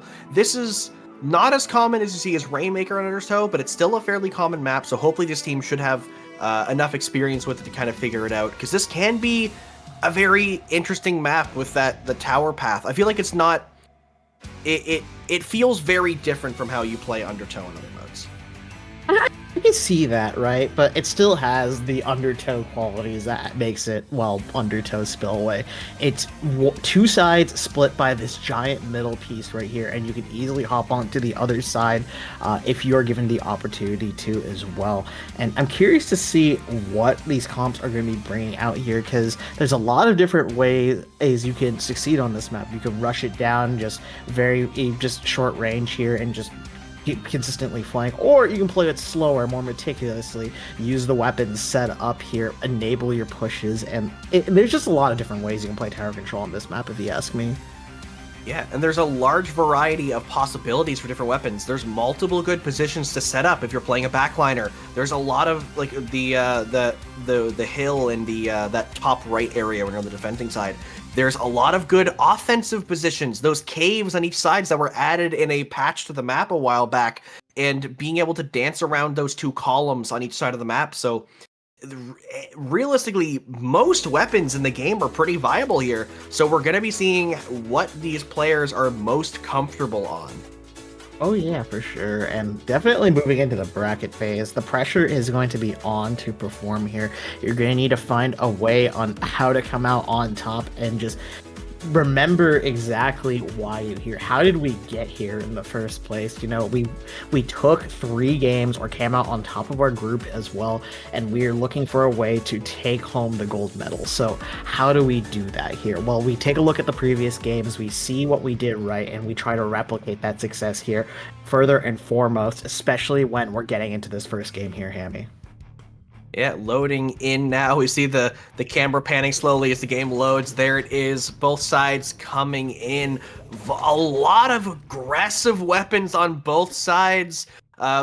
Very excited to see how that's going to play out. No backliner. No, there is a heavy edit from Startide on the side of Turtle Beach Headphones. So there is going to be a backliner weapon, but Untitled Document, very aggressive comp. Very aggressive comp indeed, and this is kind of what I was alluding to earlier. It's just like, you can just definitely run it down if you're confident and able to. However, Untitled Document has a response to some of these more aggressive weapons here. They are catching them off guard. Jaguar here getting this huge flank with the RB here, getting another crucial pick, allowing the players to move here. These Range Blasters today are just on fire and nothing can stop them, Hammy. Yeah, range blaster seems to be the weapon of the day. A lot of people playing them and a lot of people doing good on them, which is the important part. Jaguar getting another pick there, though getting picked off of the Tri-Slosher. Gerp is the last member alive on the side of Untitled Document, using that slider to live and teleporting up onto the platform to get the kill, and then getting another one. Some of those re-slider shenanigans that I love to see as someone who uses the special a fair bit now. Getting that tower all the way through the second checkpoint already in just a minute. Going for the third. Untitled Document are on a spree. They are on a spree indeed, already at this last checkpoint here. You can see just how much momentum they have built up here, creating this snowball effect here, consistently getting this picks, getting the passive special charge from that tower here, looking for these opportunities to go forward here as well. It's unfortunately going to get shut down by this decapitator, but 24 for our first push is nothing to sneeze at here. Yeah, there was a very good push by Untitled Document. Jaguar getting a lot of picks on that blaster. Gerp on that bucket, able to stand on the tower all the way through 2 checkpoints and up to a third in like a minute and a half. And then the other 2 members of the team, Exo71, and I believe that is, I cannot see the name, my apologies, but getting able to hold that long is so good and support your team. Now, Turtle Beach Headphones only getting to that first checkpoint. They did break it, which is nothing to scoff at. But when you've already lost 2 checkpoints, you're looking for a little bit more here. The decaf doing a lot of work, getting those picks, pushing people into the corner. Kelp Chips now with that crab on that tower, just buying their team time, pushing the other side back. And that's an interesting thing with this team is when you're no backline, your splash is now your backline. That crab, that is your anchor. That crab is definitely crucial in this moment here, as that tower goes all the way down to 0 here, consistently and significantly rolling that tower over into the enemy base and just continuing to get picks after picks, special after special, eventually led to Untitled Document coming out on top. Incredible game 1. Yeah, very, very strong showing. Turtle Beach unable to kind of find any solutions to what Untitled Document threw at them. And honestly, I don't think there was enough time to really react properly. Everything went so quick. Both of those pushes just happened so fast, and there was so much action away from the tower, which I think is a big thing. I feel like Turtle Beach Headphones wasn't able to focus on the objective because there were so many strong slayers on the other half of the map just taking them down. You see, again, Exo71 here pinning them in the corner with help from their teammates, while Kelp Chips just sitting there in the tower for free with a crab. There's no utilities from Turtle Beach Headphones to really do anything about that push. And then just getting pinned in their base here. They managed to pick off a couple players, but then their entire team goes down off camera. Jaguars just jumping back and forth while somebody else on the side of Untitled Document gets the triple kill. That is just incredible teamwork from Untitled Document right there. Realizing when the numbers are in their favor, when in a situation is in their advantage, just always pushing the agenda, playing their game plan, and letting the enemy having to find a way to respond. And just, this is just a very dominant showing from them in this first game here. For sure, but it's not over yet. This is a best of 3, which means that Untitled Document just needs one more win to go to the semifinals. For Turtle Beach Headphones, they can still win these next 2 matches and take it, and they're in the gold bracket. They've shown that they deserve to be here. They have they've won 3 sets just like Untitled Document has. So they have what it takes. They just need to prove that to themselves, prove it to their opponent, and prove it to us. Oh yeah, for sure. Just definitely, if I'm Turtle Beach Headphones right now, I would, 1, be listening to the audio of the game, because I assume that's what you do with headphones, but I'd also be thinking about situations and how exactly that snowballed out of control here. I'm looking at like the problem players, like the Blaster, the Decapitator. How can you adjust your playstyle or your weapons accordingly to figure out a way forward here? We're locking into game 2 of Barnacle and Dime Zone, so this can definitely be pretty lockout heavy here, but we'll see how the responses are made as a Slosher makes an appearance on Untitled Document side. Turtle Beach Headphones not adjusting their comp at all. They know what they're doing and they know how to do it. They just need to get in. Untitled Document, yes, bringing in that vanilla Slosher alongside that Dreadbringer they already have. So double bucket comps. I respect them. I used to be a bucket player, so I'm a fan of them. Now, we're going to have to see how Jaguar likes to play, because they can't one-shot kill anymore because they have the bucket, so they're going to need to hit some more shots than just one. 2 members of Untitled Document going down, make that 3. Turtle Beach Headphones taking the lead, already in control of the map with 30 seconds, and it's a different story than game 1 so far. Different story from game 1 indeed. They just said, ready, set, go. Let's push up here. We have the aggression. We have the resources. And we're going to take this space right here. And Untitled Document was not able to find a response in time. But what they can respond to is specials, right? You see multiple specials getting popped around the zone right here. The zone being flipped as multiple members get traded out here. As Kelpchips is now in position to set up this crab tank on the platform here. Bit of an awkward use of the crab tank. There's only 1 member left alive and you're chasing them down. Does get traded out. That's one of the things, those melee weapons like rollers and swords, they can take down a crab pretty quick if they get in position. But that being said, Untitled Document still in control of the map, still in control of the zone, about to take the lead. So that that wasn't really much of a setback now. They have that kind of room to make those mistakes, but Gerp cleaning up, getting that pick. 3 members down of Turtle Beach Headphones. Untitled Document still counting down. It's up to Startide by themselves in this Kraken to do something, and they can't find any picks. Kraken ends. They go down 20 ticks until Untitled Document takes it. 20 ticks, but hey, a wipeout is going to put the nail in the coffin. The dagger, if we want to say as well right here, going to be securing this game right here, just quickly and convincingly shutting down Turtle Beach Headphones right there. When they got their push, they went a bit too fast right there and just got picked off one by one, which led to that wipeout, giving game 2 to Untitled Document. Yeah, and that's kind of what happens sometimes too, is, you know, you're down a game, it's a best of 3, you know you need to win, you're in control, and you just get that, you get a bit too antsy, and you start walking a bit too far forward. You try to force the lockout when you just need to get your specials, get in position, and just stay put. Untitled Document taking full advantage of it and just getting the lockout that they wanted to have, taking this set 2-0, not even giving Turtle Beach Headphones a chance to continue in this bracket. For sure, it's definitely something to say when a team is confident and knows what they're trying to do. Stick tried and true with your weapons here, because all we need to adjust is our play style. We know what we're doing with our main weapons and know exactly how to punish accordingly. Like, so we have this Kraken out here. Let it end. Shut it down. Look at this next guy. Dead. Find the other one. Dead. It's immediate. It's just amazing how quickly they're able to focus down these targets and get these picks as necessary, and realize the win condition as well. Oh, hey, they're playing a lot of rushdown weapons. Let's set up here and bait them forward, and that's exactly what happened. Yeah, for sure. And one thing I didn't get to see a lot was the special usage from the side of Turtle Beach Headphones. I feel like there wasn't a lot of times they were utilizing their specials and their kits to their advantage.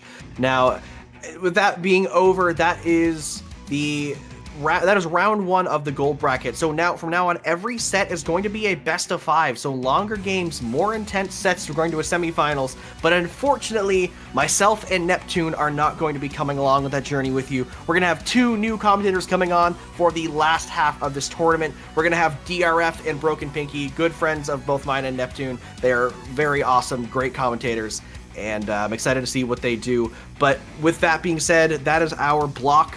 Before we leave, let's get a little bit greedy. Neptune, if anyone watching wants to find you on the internet, where can they go?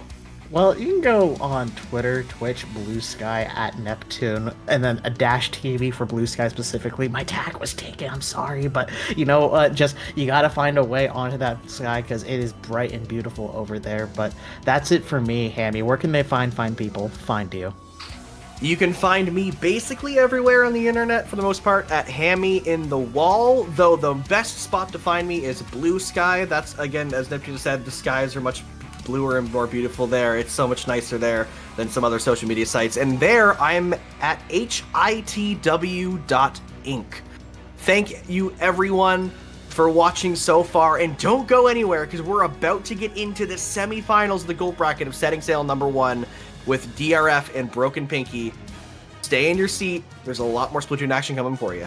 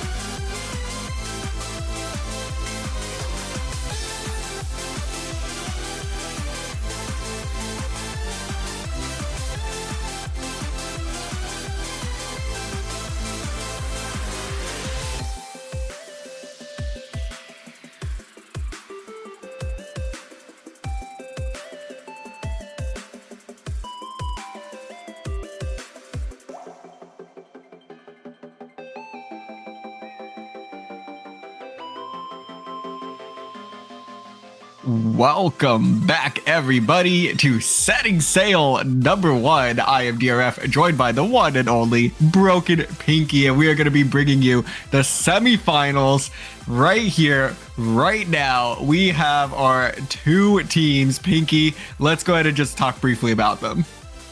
Yeah, we got Address the Gators, and we got, I don't know, good night, Migo Weep, here in the semifinals of the Gold Bracket top 4 here of the inaugural, I believe, very first Setting Sail tournament series. So yeah, I mean, I'm looking forward to seeing how this tournament's going to conclude, seeing, you know, because these are, you know, teams that have been battle tested, so their strategies are definitely sort of at the top of this pack, and I'm curious to see what is going to be employed and what's going to be played here in this tournament.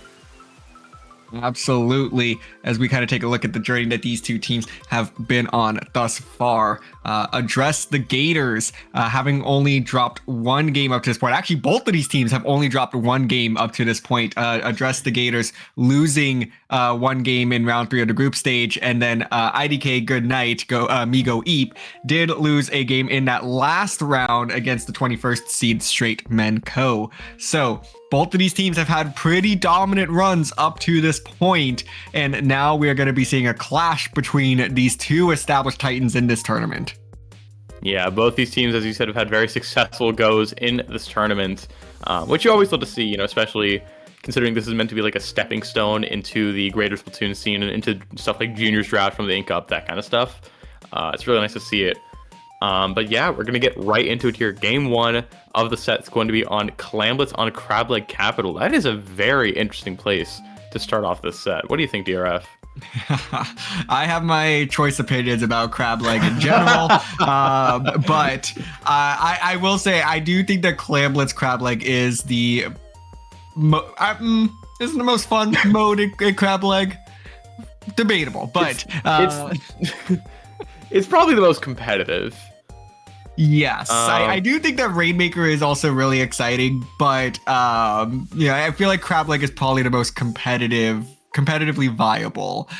You can say what you want about the clam placements and how that affects the integrity of this map, but nonetheless, it is going to be an exciting clash to start things off. I feel like if you just start a set on Crableg, like you're just trying to make a statement of, you know, that you want these two teams to be scrappy early, and I think that's what we're going to see. Yeah, that side does say it all, I will say. But I think it's interesting that we're starting off on a map like Clamblets on Crableg, just because this is one of the hardest clam maps to push in the game, just because of how far away that basket is and just how centralized that ramp choke point is. So this is really going to incentivize a lot of coordination between players that probably have not played together that much, which I think is a pretty tall ask. We are also, I think, fairly likely to see some random flanks, either far left or far right, and those can get a good amount of mileage if they're successful in getting through. So I think coordination is really going to be the name of this game, and let's just get right into it here. First game of the semifinals, we're seeing CRB bucket edit shot, whoa, and then Pen double shot Carbon. Ooh, okay. So two fairly standard comps, we'll say. So as we are going to be seeing, you know, obviously we're going to get coolers on either side. The trip strikes are going to be absolute key as well to progress up that center ramp. Just try to create some space and build a pathway for you and your teammates to get up to that objective, as the Carbon is going to jump in from the top rope, not going to be able to get that pick. And this is going to be very, you know, again, as we said, probably going to be scrappy early on, as there's two specials ready on either side. So Pinky, it's going to be a matter of who can really control mid and build up those specials and utilize them more effectively. Absolutely here. Both these teams, you know, I feel like Address the Gators has kind of like a good stuffs comp on Crableg. You know, you want to have those high special output weapons, and you want to have that pencil as well. And the Carbon to shark through that paint, really, you know, well put together here. But Migo Eep here has, you know, a much more aggressive and much more dynamic comp through that heavy edit, but also having that range blaster giving good mid-range pressure. We're seeing it run forth of the Kraken, and it's going to lead to a barrier being broken here by Goodnight Migo Eep, just to start things off. Yeah, great play by the Kraken there to try to open up a path, but it is going to be a one and done push So now address the Gators, trying to retaliate here, trying to utilize those trip strikes to move back in, but did not seem to get much mileage out of those. But they will punish the overextending shot player from IDK Goodnight, and now it is an opportunity for them to slowly start moving up. But no, the numbers back even once again. Players trading left and right, and now we're gonna see the Carbon trying to make a move again, but they're gonna have to get a pick. No, they run into a 2v1 situation, not able to find equal value there, and again it's gonna be some more trading. But hey, that's all right for the Carbon because they did have that cooler online, so they're back into the action real quick, and that's what makes these clashes so fun. And it's gonna allow these players to continue to overextend, Pinky, where that cooler just enables players to reach out, see if they can get 2 quick picks, if they can turn a cooler buff into a double to open it up for their team. That's gonna do wonders for them. And in the worst case, they just come back into the action in a split second. Yeah, I mean, just looking how back and forth this game is already, but right now a good amount of control in favor of Migo Eve. I mean, that Carbon overextended a little bit, and that's just led to this entire map being painted yellow. Nice double here from this Carbon to try and turn the tides back in their favor, but Carbon cannot paint this map alone right here. The rest of the team is going to follow, but we are kind of stuck in this, clamless neutral state that is oh so common to see in this game right now, and Address the Gators really wants to be the one to break it in their favor. But I mean, as we saw, you cannot get too hasty. You're just going to get picked off, and that's just going to snowball an advantage in favor of the other team. So 2 minutes ago, Power Clam is online here for the Address the Gators, but they've not been really able to get it over to that enemy basket just because of how far away it is. Picks are starting to come out of those. Splat Kirby finds the Zuka pick on the edit across the map. Cooler gonna be popped. Strikes are at the ready as well. So this is a good shot for Address the Gators, but the mid fights are just not quite going in the favor. Mina trying to sneak through, but it's gonna get taken down. Oh, yeah, I saw what they were trying to do there, but they knew that player was up on the grates, and they needed to address them, but instead they kind of just let them slip back and forgot about them pretty quickly. But that was a player they really needed to address there. Nonetheless, though, Address the Gators did get 2 down here, so that could be an opportunity for them to start moving up, especially with the Zuka in hand. That's going to be 1 pick, trying to find another. There's the double. This is an opportunity for Address the Gators, plus the jump out. They need to hit the gas on this one, Pinky, to get up to that basket, but it doesn't seem like they're going to be able to take advantage in time. They do get the double, though. Once again, the strike's coming out, and it might be a 2 for 2, but the Power Clan making a move towards the basket. It is going to be dunked, but there is no follow-up, and that is going to once again be a one-and-done push. So IDK Goodnight gets the slight advantage, but also Broken Pinky, this is going to be some pretty treacherous territory now that both of these teams are in. Yeah, we are pretty much in a 1-clan game right now with 37 seconds left on the regular timer clock. We do have the option of a minute penalty, or of a 20-second penalty, sorry, if Address the Gators can build up another Power Clam in time, but they have no clam economy right now and not a lot of map control to establish that either. The enemy team tried to score there, but it didn't work out. That might have been a blessing in disguise, though, because that stops Address the Gators from getting that pity claim. But now they're starting to move up. They have a lot of control right now. They have a lot of clams being built up. There's Carbon going on this flank. Needs to find a couple of picks to clear that path for the rest of the team. Finds a pick on the bucket. Goes down to the bomb. 2 down to either side. But the clam makes its way to the basket here and is going to be enough to break it here. That should be an overtime for Goodnight Migo Eve, but they have to move fast right now. The clock is ticking. They have 20 seconds to get another score on the other side of the map. Yes, they do. They need to take this one all the way across. The Carbon gonna pounce early, is going to miss. A run up to the ramp, not gonna be able to hit that. It's just the Splatling who has to use this cooler as a barrier, not gonna be able to do so. Can't get up the ramp in time, and Address the Gators takes game number 1. Again, like we said, Broken Pinky, that very scrappy match between these two teams, and it just very low scoring affair. But that's just how Clamblitz on Crab Leg goes sometimes. Yeah, I mean, a lot of scraps, a lot of Zuka picks. That might have been the most Zuka picks I've seen in one game since the Zuka meta of old. Just the targets were on lock on both sides. I mean, you have 3 Zuka players in the match. You're bound to see some action with it, but just a lot of doubles with the special, just using a lot of, taking a lot of advantage of that range. Especially we saw the heavy edit on the side of Migo Eve getting targeted a good amount. And that sort of allowed Address the Gators to sort of pry their way back into the game after, a really rough start. 2 minutes ago, they hadn't scored yet, but, once they got their foot on the gas, they'd never let go.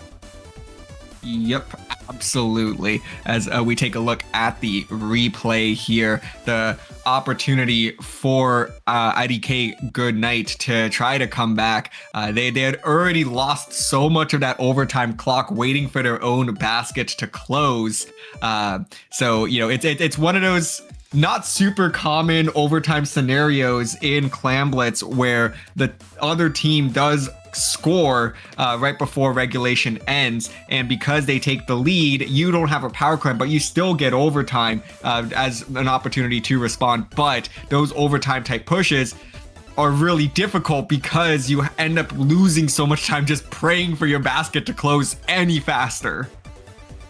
Yeah, it's a weird interaction, but it's going to go in the favor of just the Gators, or at least they're not going to get punished for that interaction. So we're now going to move on to game 2 on Zone's Robo Ramen, which another interesting map to, you know, have in the set, because it can be kind of lockout heavy if you don't know the proper steps to retake your own elbow. So another, you know, test for both these teams to see how they handle that lockout, both on the attacking end and the defending end. Oh, certainly. That elbow on either side going to be pivotal points for both teams to play around, like you said, both on the offensive and defensive ends. So this one can be a little bit lockout heavy if you can get, you know, pretty aggressive up onto the opposition's elbow. So we'll have to see, you know, exactly what kind of tools these players are going to bring out to hopefully control that crucial point on this map. Yeah, comps are going to be loading back out. Pretty similar stuff here on both sides. I think we're seeing a V-shot being swapped for a T-Tech on the side of Migo Eep. But other than that, you know, same old stuff here. Actually, no, we're seeing the edit being swapped for a pencil as well. So pen on both sides here. Other than that, largely the same options on both sides. Early cap here for Migo Eep, but it's not about how you start, it's about how it goes for the rest of it. And the Carbon going to find an early pick on this range flash. Swimming through, finding a triple, gets the quad on the pencil in the first 20 seconds. There we go. That's what I've been waiting for out of the Carbon in game number 1, and they come out swinging in game 2. What an early response there from the Carbon to address the Gators into such a solid opening position. And the strikes are going to come in to neutralize this zone. It actually will flip it too. So it's going to be a short-lived hold, but Splat Kirby with a nice shark here, able to find one, but the second player that they wanted ends up getting away from them. So that is going to result in this very neutral zone now. Both teams struggling to try to get control here. Neither team able to do it so far, but with that pick, it looks like IDK Goodnight is going to be able to get the slight upper hand here and going to force some jump outs. So this probably will be a lead swap, and it will, but it is a very highly contested zone right now, Broken Pinky. Absolutely here. I mean, picks are happening left, right, and center. That RB got a nice pick with that Kraken earlier. Pen's going to be forced to jump out, though. Range is going to be the last one alive here for Migo Eep, and that's going to allow total control for Address the Gators here in mid, as they're going to be closing it on the lead that they very recently lost. And I mean, they have strikes at the ready, they have both Zukas at the ready, and a cooler soon to follow. So they can definitely extend this advantage, but they are not taking the right position to do so right now. And all of a sudden, Migo Eep back in the driver's seat. They did just lose the lead here, but 2 are going to go down, 3 are going to go down. The team fight did not go in their favor that time, and Address the Gators now extending their advantage and in a much more favorable position to do so. And I think that might have come off of a triple from the Zuka.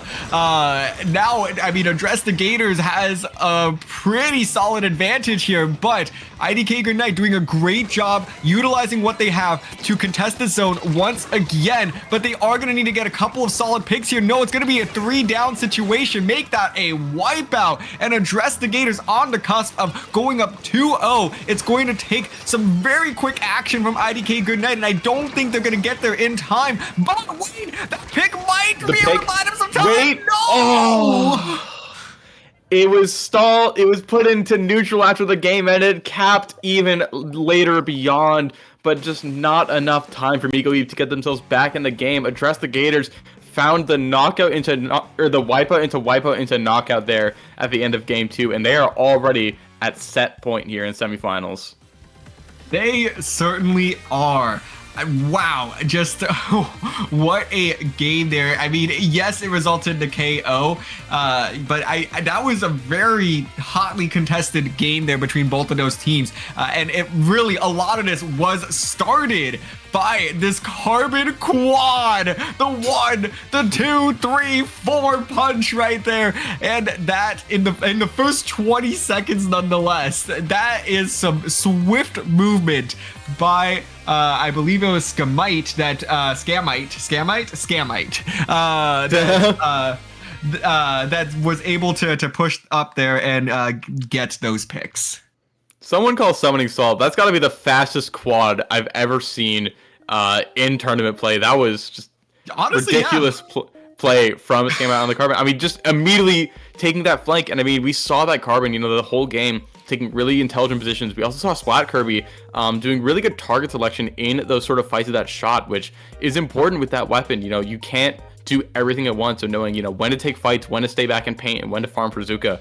Really good decision making, but Address the Gators just, once they got that sort of advantage at the, around the 70-point mark, they just got wipeout into wipeout and just kept Migoip in perpetual disadvantage until it was too late. So very well executed game plan by Address the Gators. We are now at set points.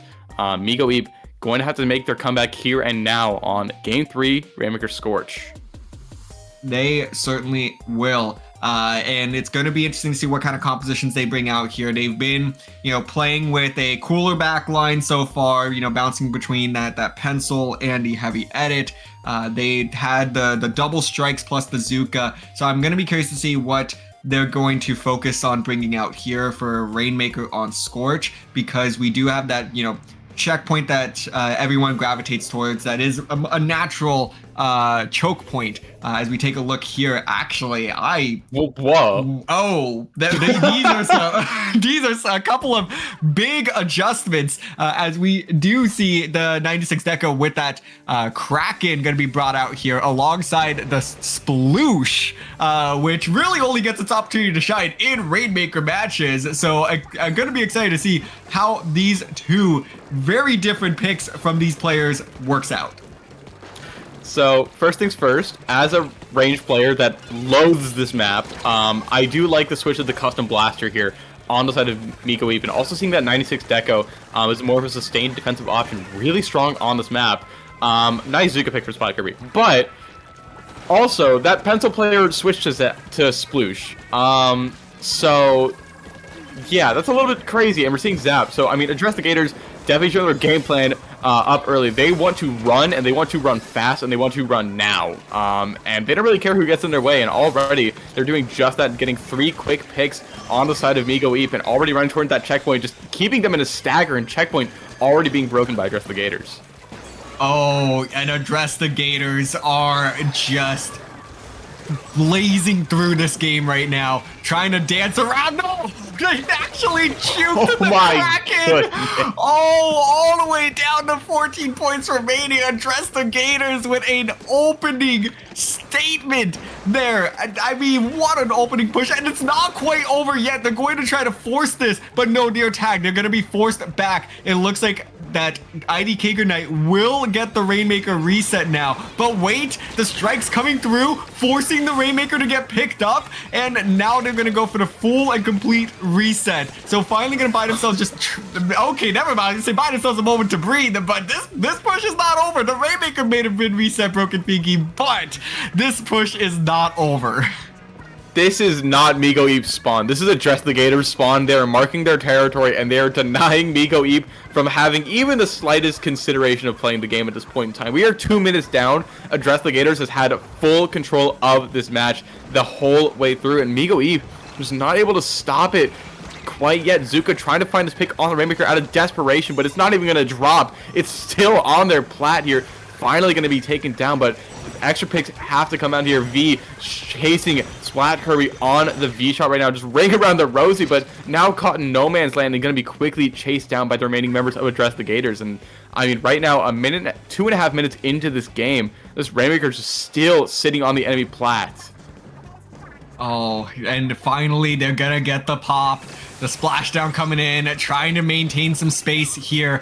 Over half of the game has gone by, and IDK Goodnight trying to find some sort of response to keep their tournament hopes alive, but so far it has not gone their way in the slightest bit, as Address the Gators have just maintained control of this map, of this game, of this Rainmaker, every step of the way. But finally, with that pick there and 3 specials online, if they can get this other pick around the wall, no, can't seem to find a player, gonna be forced to pop the Kraken, able to get that pick.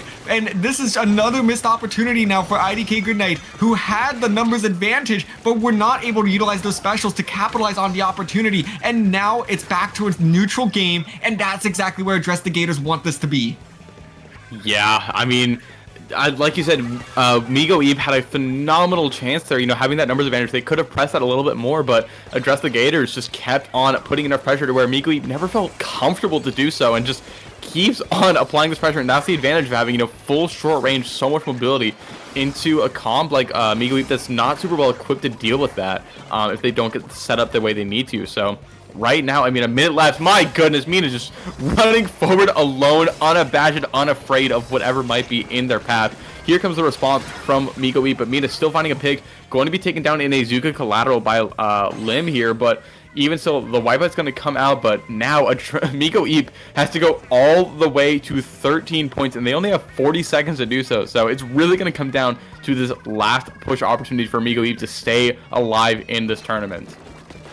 Yeah, it is going to be an uphill battle for them. A legendary push needs to come out in these closing 30 seconds and some overtime change. But first, they need to survive some of these specials. Again, 3 specials online for themselves. And the Zuka's going to go down. The Kraken can come out, able to help find 1, making it a slight number advantage in their favor. They're going to have to pick up this Rainmaker, which they do. The hammer, though, is going to come out. It is hammer time, baby, as that is going to be 1, 2, 3 picks. All the thirds an assist. Oh, they got real close there. But nonetheless, Address the Gators closing this one out in dominant fashion to secure the 3-0 victory and a place in Grand Finals.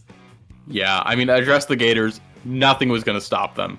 Like, they played in a way that was just undeniable. Just so much aggression, so much speed, and so strong in team fights, always helping out one another whenever, one would, call a player's weak or that they went down. It just felt like Address the Gators just kind of swarmed them like a pack of alligators. So very good play to them. Just, again, the coordination is not something I was expecting to see of that caliber, but Address the Gators really from top to bottom played the set phenomenally once they, got their bearings a little bit after a rough game 1. Yes, certainly. I mean, that game 1 really felt like that this set could go either way, but that last second push was apparently a tide turner for Address the Gators, as they did not look back after that and said, hey, we just needed a little bit of a warm-up, get familiar with our opponents, and we're going to sail the rest of the way through. I still can't believe that the Pen player switched to Sploosh and the Carbon switched to Zap. That is, that breaks my brain a little bit, but it worked out for them. And I mean, Address the Gators definitely, showing that, sometimes you just got to throw them off their game a little bit, and they're going to be punching their ticket into the finals here of the very first Setting Sail tournament. Yes, indeed. So it's going to be an exciting showdown as they await the winner of the match on the other side, the other semifinal. It is currently between Interstellar and Untitled Document, who you saw on stream just a little bit ago. Interstellar currently up 2-1 in that set. Both those teams trying to get their ticket to come play Address the Gators. They want a shot. They want to address this team and say, hey, this is our tournament. So it's going to be an exciting one nonetheless. That matchup seems like it's exciting so far, as I believe they probably have just started their Tower Control Mako Mart Game 4.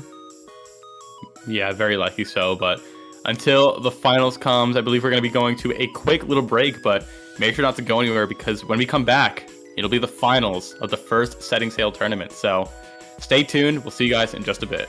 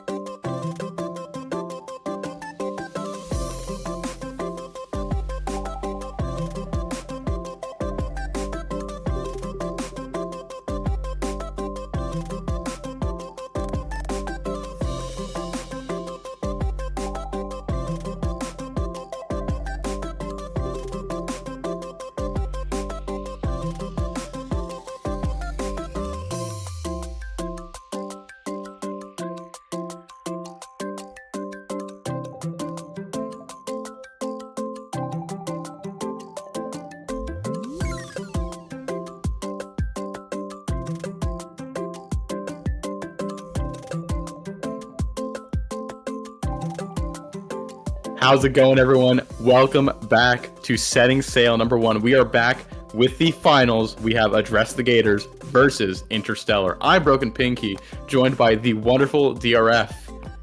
And yeah, let's get right into it. The finals here, the first Setting Sail, and both these teams have had very strong tournament runs. Oh, they certainly have. I mean, we've seen Address the Gators in that last match, just how dominant they can be, only dropping one game up to this point. Interstellar having a really solid run through the group stage, and then now only dropping 2 games up to this point. So once again, 2 teams, very, very strong runs up until now. They will be clashing to see who is the inaugural champion of Setting Sail. Yeah, as you said, we just saw Address the Gators. We saw Interstellar a little bit earlier in the group stage. So I'm excited to see the clash of these sort of comps. I feel like Address the Gators is a lot more like good stuff, and Interstellar just has some fun stuff.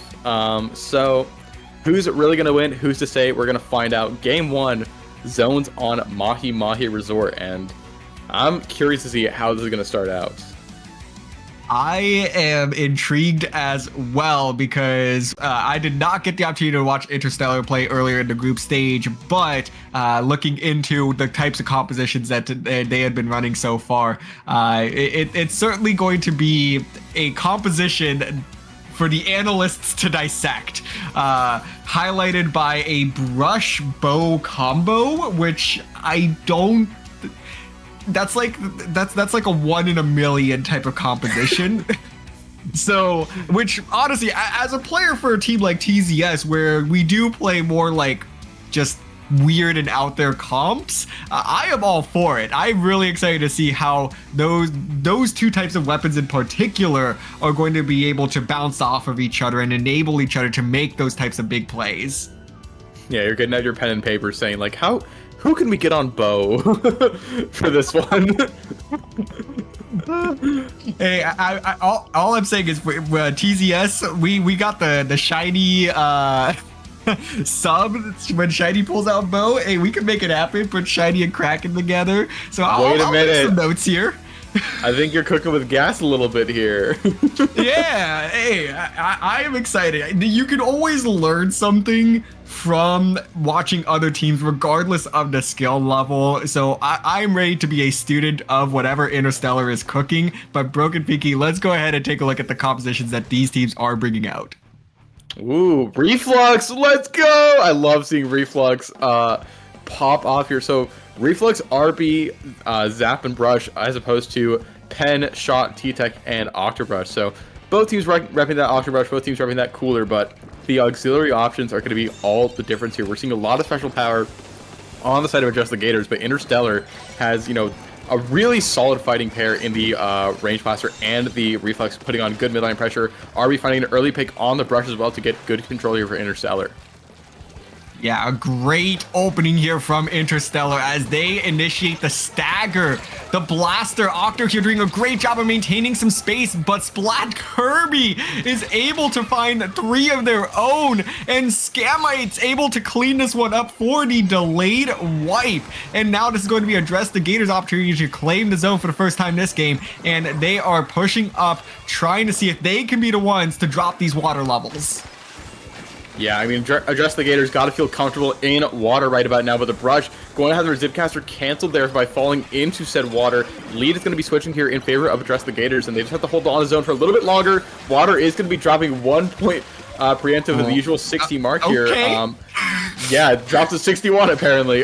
This Brush, though, in their own Zipcaster, trying to find something, not able to find a pick, though. Interstellar still trying to regain control of the zone right about now, but the strikes coming in from Address the Gators should be enough to get it back into favor, but here come the missiles as well. Specials coming out left, right, and center, but Address the Gators have control of the zone once again. Scamite trying to create a diversion there, and Splat Kirby is able to come in and get the pick. What an excellent way to support your Octobrush there. So now we will finally get the official water dropping level marks, but we're already dropped now. So even numbers though at this stage, as Billy now going to take their shot here with the Zip Caster, not able to find much value, going to be retreating right back into two waiting players from Address the Gators, and Address the Gators now trying to hunt down this last player who DCs. Oh no, disaster for Interstellar. Not what you want to see in the final stage of the bracket. Yeah, battle's going to end, but I think that's still going to be a game win here for Address the Gators because of how late that was into that match. I think Interstellar is going to concede it. Unfortunate start, but that game was definitely looking into the favor of Address the Gators. So, yeah, but I mean, I would have loved to see how it ended, honestly. I think it was gearing up for a good one. Oh, certainly. Yeah, you just kind of have to wonder, well, there is sort of a what if, but, like you said, Address the Gators was in such a strong position, so we'll have to see what the call is from the TOs, but I believe that DC did happen right at the 3-minute remaining mark with 31 points on the scoreboard for Address the Gators.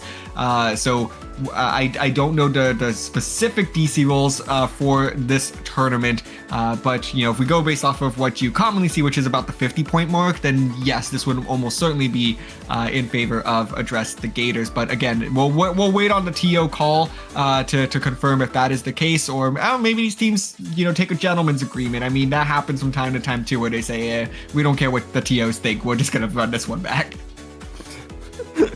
I don't know how effective that's going to be, but yeah, it looks like game win is going to go in the favor of Address the Gators there for that game one. So again, a bit unfortunate that we don't get to see how it ends, but I mean, if you're Interstellar, you just got to dust yourself off, get back up, and you got the rest of the set to play. Don't even worry about that game. You got 3 more to win, so just go on and win, I guess. Yeah, maybe the drop at the 61 mark was an omen of things to come. I guess that that should have been the first sign, which again, I've never seen that before, but I forgot it dropped at 61. I think I've seen it once before. It's always so funny. Yeah, exactly. So that's why I'm like, in retrospect, maybe that was the first sign that there was trouble in paradise for the NSO, let's say.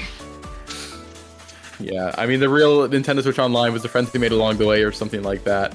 But yeah, I think we're going on to game 2 on Barnacle and Dime Clamblitz, if I recall correctly from the map list that was in front of my face.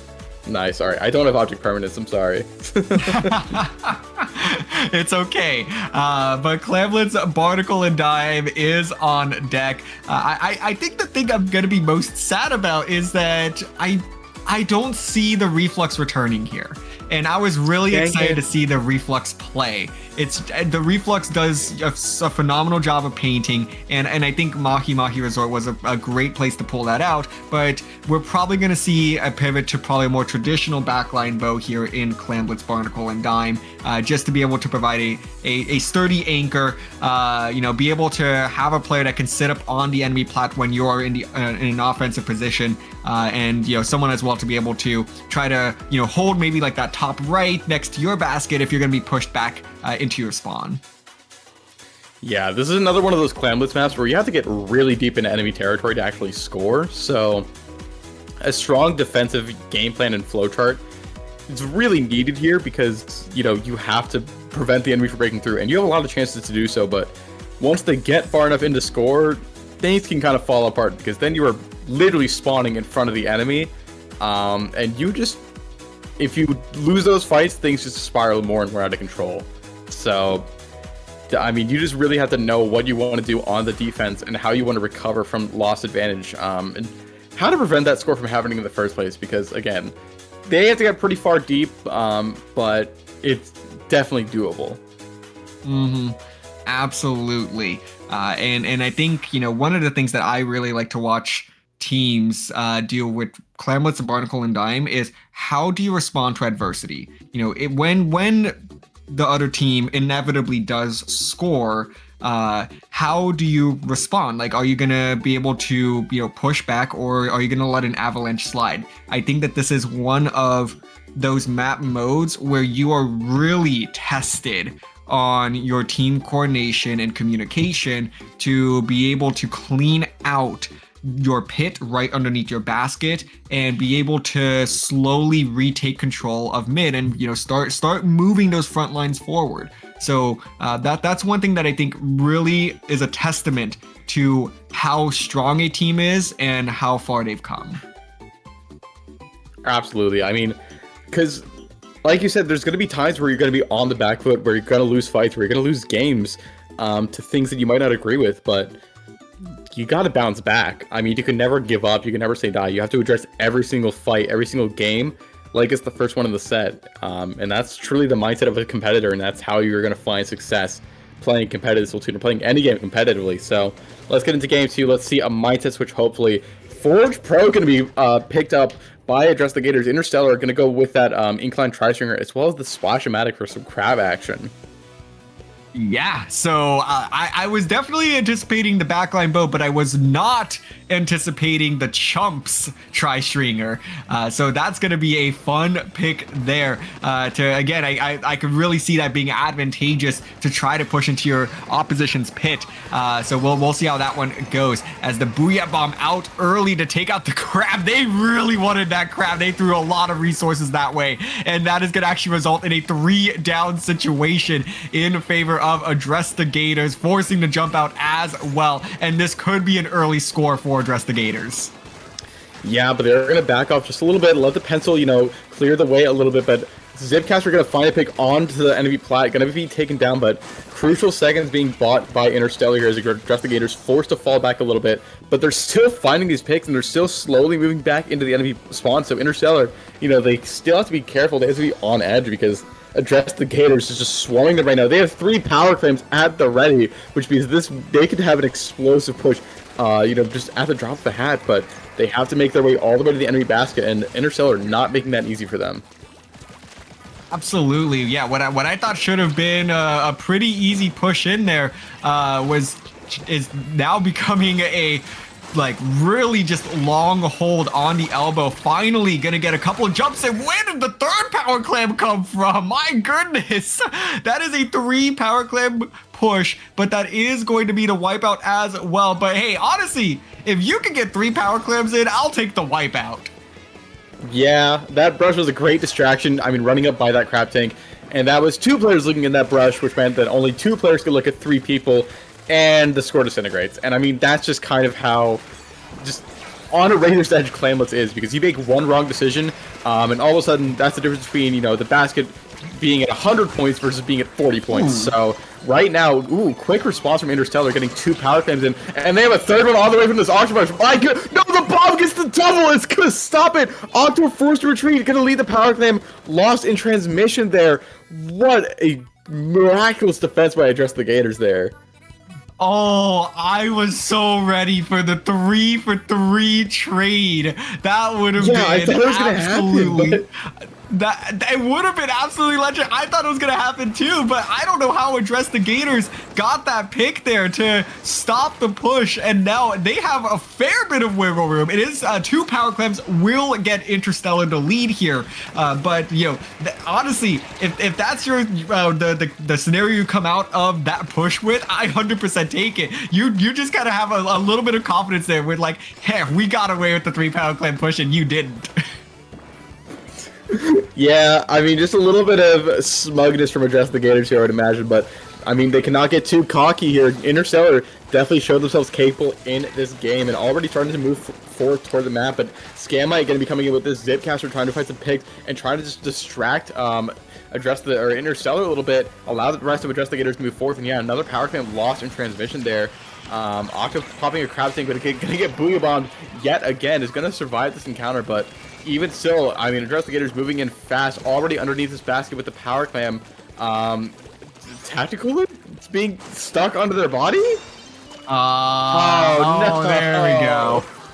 I was like, somebody's gonna DC because there is some funny business going on, and it is once again Interstellar who is going to suffer the permanent one player down, as everybody, I think, kind of just stopped for a moment. It was like, you know, what do we do? Because we currently have a power clam that is torpedoing just endlessly through this basket and can't seem to break through, like we're trying to drill straight through obsidian or something.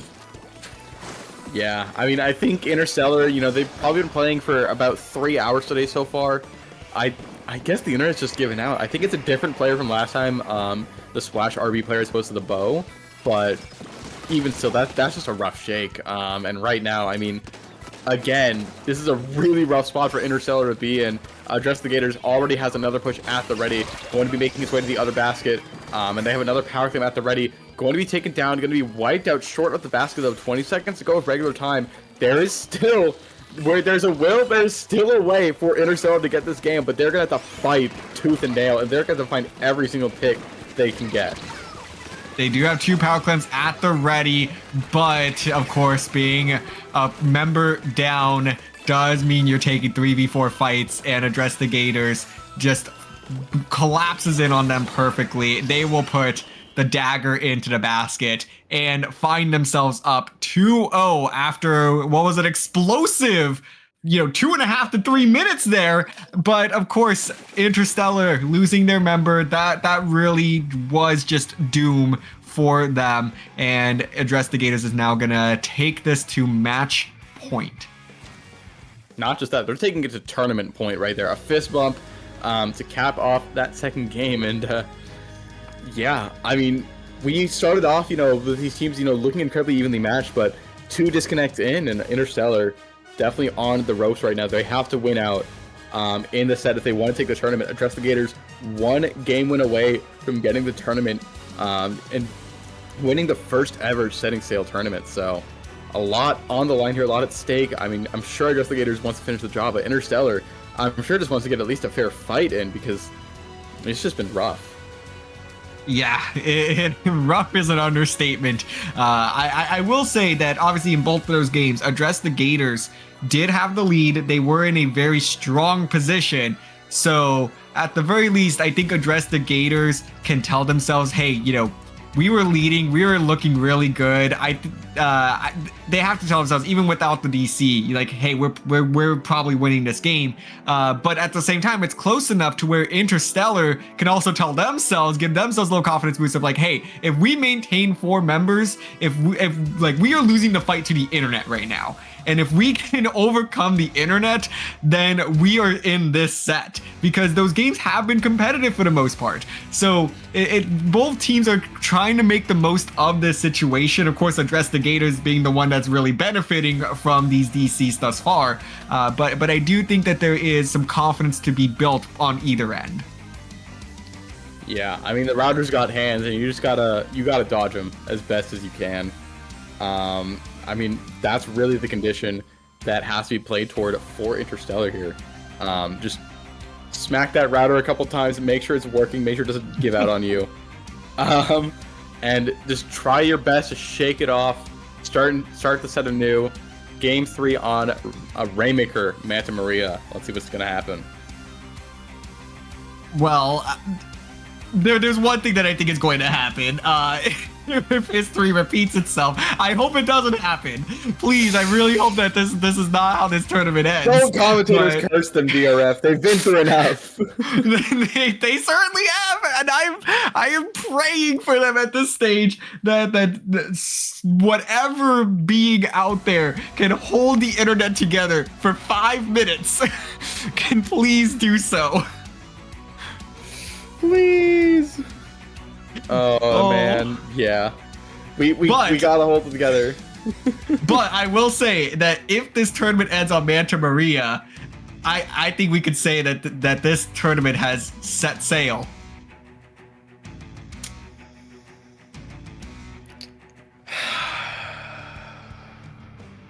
Get on the boat. We are getting on the boat. Let's go. All right. Walk the plank, walk the gangplank galley. We're seeing the sploosh carbon coming back out. We're seeing Viper being picked on the side of Interstellar. Here we go. Game number 3 of the set.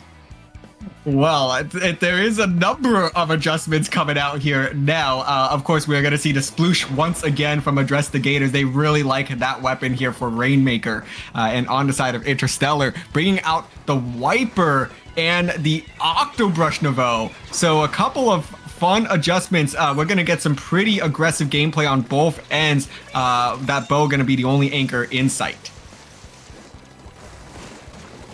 Yeah, bow going to be the only anchor. It's going to be, you know, a very much so frontline game primarily. Already we're going to see a checkpoint being broken here by Address the Gators, courtesy of Mina.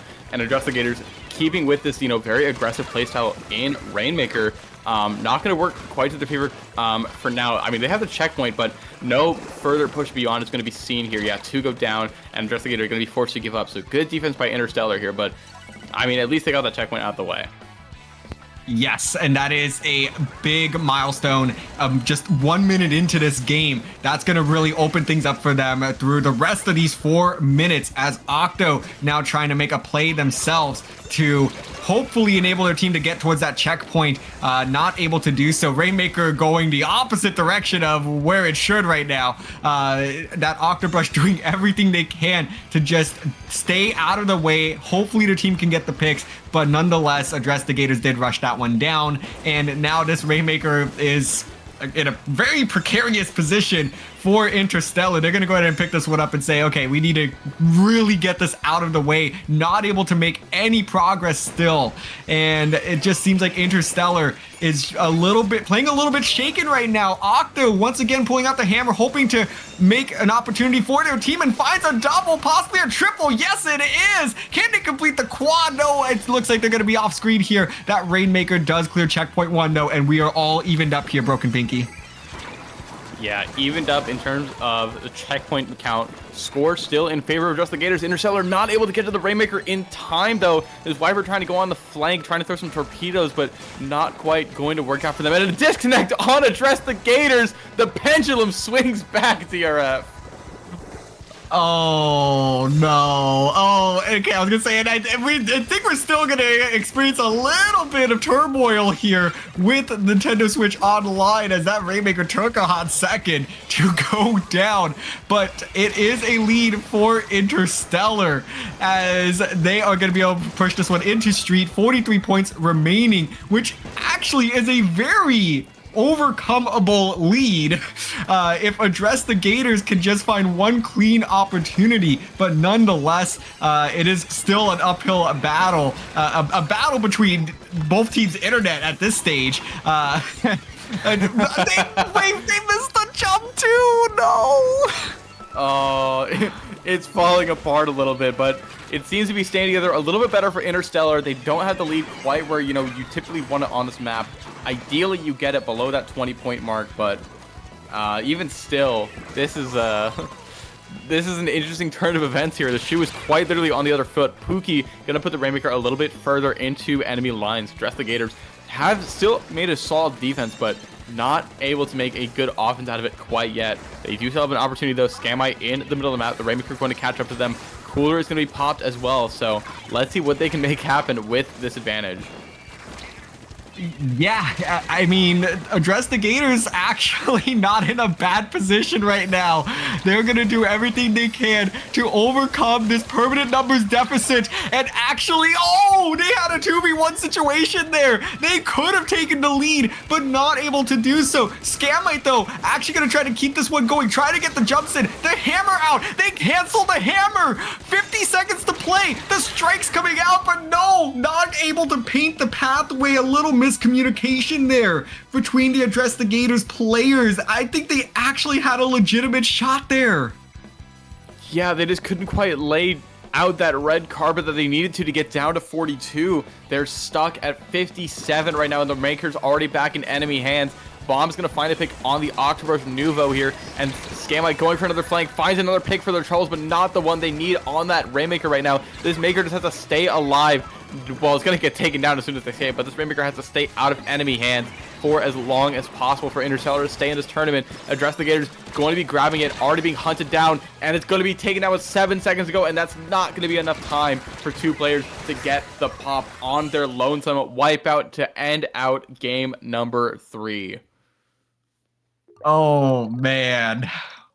What a series this has been so far.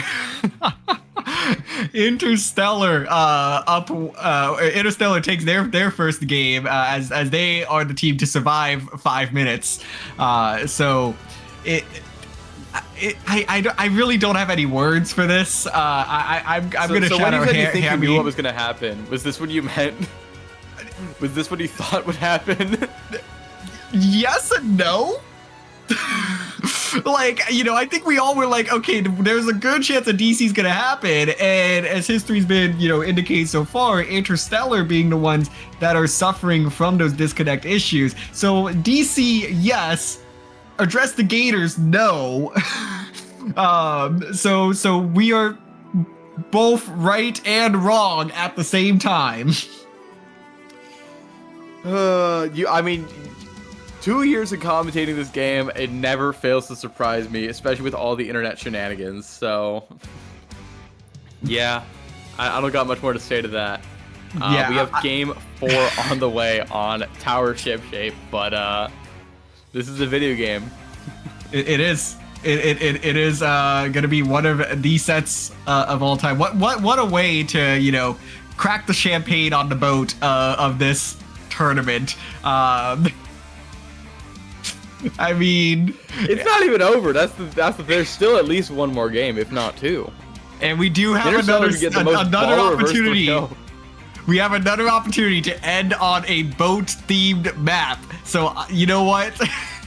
Interstellar, even with Hagglefish, you can say that one could also be boat themed. So I'm gonna shout out the TOs on this one for really trying to make the theme fit to end this tournament off. We're gonna set sail one way or another. It's just a matter of how many people are actually gonna be on that boat, because right now there's only 7 spots on the boat.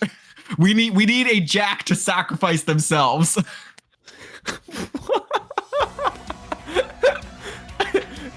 How is Hagglefish boat themed? It's a fish market. But like it's on, like it's surrounded by water. It's like it's fish a from the boat. platoon. Okay. Yeah, exactly. I so, like I think it's a little bit looser themed, but we'll take it. I mean, I guess we can get. We could also end this tournament here. I mean, it is still tournament point here in favor of Address the Gators, but Interstellar has the chance to make the most baller reverse 3-0 happen of all time. To conclude the first ever Setting Sail tournament. So yeah, I don't got much more to say. I'm just down to see these two play, because it has been a wild set, to say the least. Wild is certainly an understatement. You know, like you and I are running out of words. I think the TOs are probably running out of words, because it's like there's nothing you can reasonably do at this point.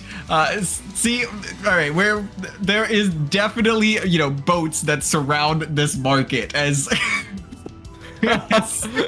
Okay, we don't go to those boats. But like, you need the boat to get to the market. Like it is a pontoon. Okay. It is a pontoon surrounded by water. Like Maybe you have you ever can't seen swim to the market? A guy like me can swim to the market, no problem. I can definitely swim, but okay. Thank you for the added effects to really highlight the boats. And to me, this is like one of those markets that you might see in like Southeast Asia that you know, it's entirely traversed by boat. That's kind of the idea that I kind of got from Hagglefish Market here. But nonetheless, we are ending on a boat one way or another. Hopefully we're ending with all 8 players in the lobby. That's all I hope for. I think we're getting a new host for this lobby just to try and mitigate all the shenanigans that have plagued the first 3 games. So hopefully we're getting a new start to the set in game 4. TC Ship Shape, let's get going. Both teams have a range blaster. That's what I love to see. Yes, and different variations of said range blaster. So we will get the Wavebreaker and Kraken variants visible here. And both returning with those Octo Brushes as well. So some very slight mirroring, as of course we have the backlines with Cooler as well. So very reminiscent of each other here to try to open up some opportunities as both teams clash in mid, and it seems like Interstellar is going to be the ones to initiate as the Brush able to find 1 plus the assist.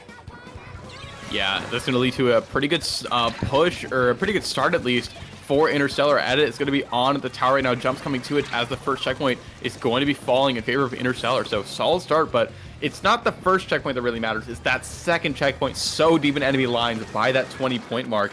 But picks are happening on both sides here, DRF, trying to clear the way in the middle of the map.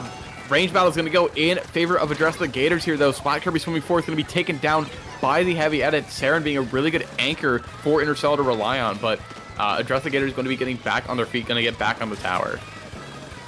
Absolutely. Numbers evened up here. Only one special online. Make that 2 now. Both on the side of Address the Gators. That Kraken is out. Zipcaster likely to follow shortly. But no, they get taken down. And that is a 3 down situation on the side of Address the Gators. I don't even know how they suddenly lost all those players like that. That's a full wipeout now. Interstellar opening up this game hot, as they now have the specials online themselves, and Billy gonna get shut down there nonetheless.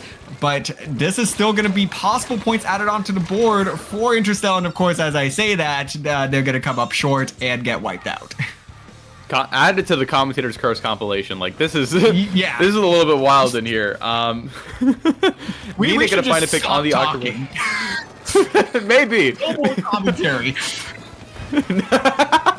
This is what you wanted, clearly. The tower going to be moving in favor of Address the Gators here by this first checkpoint here. And not a lot of pressure being put on it. So first checkpoint pretty uncontested here by Address the Gators. Interstellar still trying to get their bearings here. Mina definitely scouted them a good amount with that Kraken here, but pressure being put on the tower once again. Tri-strikes being thrown as a displacement tool. Going to get the tower hopefully back in the favor of Interstellar. Range spots are going to go down at courtesy of Saren as well. And yeah, tower going to be saved here just short of the lead by Interstellar. So 2:20 to go. Not a safe lead by any means, but a lead in favor of Interstellar nonetheless. And they're going to try to play to that as best as possible and maybe even extend it as they get on tower once again. Absolutely, and with the 2 down there as well, Pencil trying to put some pressure on the tower, able to pick off the blaster, looking for a little bit more, not able to do so yet, but Scamite's gonna make a move now with that Zipcaster, not able to find any value, but does cause just enough disruption for Address the Gators to get back on this tower. So an excellent move there to create just a series of distractions and chaos that Interstellar just had to kind of respect and say, hey, we're gonna back this one up, play safe, because the last thing we want to do right now is get wiped. A minute 30 left in this game, and everybody holding on so far.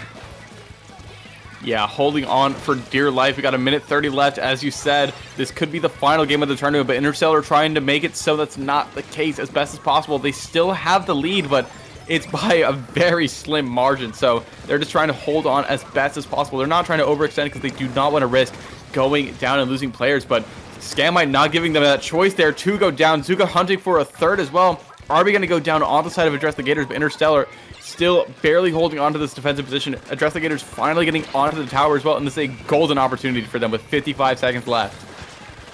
Yes, it is. No specials online, but everyone's going to quickly be getting specials here. So you're going to imagine that a lot of specials are going to be thrown out right now. And that is certainly the case. Everybody collapsing in on this tower. It is a tied game. And there is the lead swap. Address the Gators able to get the lead and a couple of picks. They're going to be able to expand on this. And now it is just going to snowball. Billy trying to stop this tower with anything that they can. Trying to just whack that brush, and no, not able to find any picks either. So now this tower continues to roll. 10 points remaining. This could be it. This could be the tournament. 11 seconds to go, and it seems like this one might just be over unless Billy could get another pick here. No, not gonna be the case, and this tower rolls on to the KO.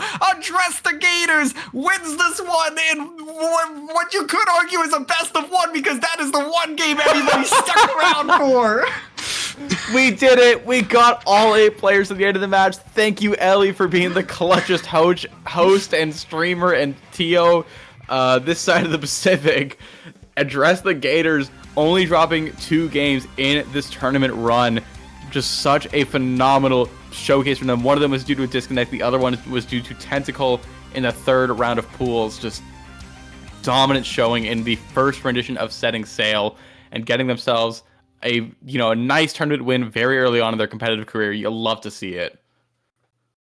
Absolutely. A phenomenal showing from them indeed. A lot of turmoil through the set, but nonetheless, I think they definitely showed why they were the #1 seed of this event. They did finish this run in somewhat dominant fashion. I mean, we saw that really strong semifinals match, and they looked really good in the 3 games that they won, and of course ending this on a KO late after what was a very back and forth match for the first 3.5 minutes before they finally broke the game open in those closing seconds. And it was a very slow push at the end because I mean, Interstellar just threw everything. They were throwing bodies at that tower, and they somehow managed to keep control the entire time.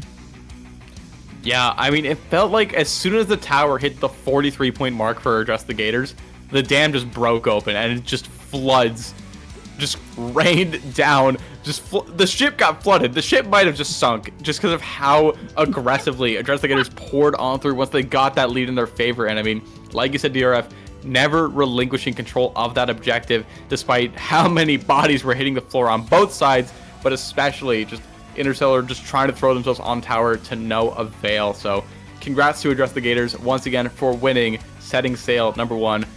Congrats to Interstellar for a phenomenal run to 2nd place. And that's about all we have for you here in the first rendition of Setting Sail. Oh man, and a tournament to remember indeed. So yeah. Congrats though to the TOs for initiating this new tournament series. The quality of said tournament and the production value is always something that you really want to see out of these types of events, and I think they absolutely nailed it. I mean, just look at these graphics. Like, look at this. This is so good. So just shout out to everybody involved. Crack the champagne open and then smack it on the boat. That's the thing you do, right? To when you do set sail. So we'll go ahead and let the TOs do that to celebrate the conclusion of tournament #1. If you're of legal age, drink responsibly, kids. But with that being said, True. Thank you all so much for watching. But before we go, DRF, I gotta know, where can we find you? You can go and find me on Twitter at DRF_Splatoon and on Blue Sky DRF-Splatoon and on Twitch at TritonDRF.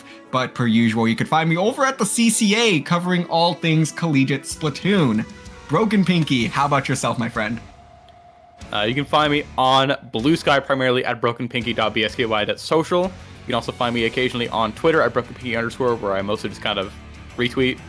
But yeah, with that being said, thank you all so much for watching. Shout out again to the TOs for putting on a phenomenal tournament and stream. It's always make sure to thank your TOs. And with that being said, have yourselves a good day. Peace out.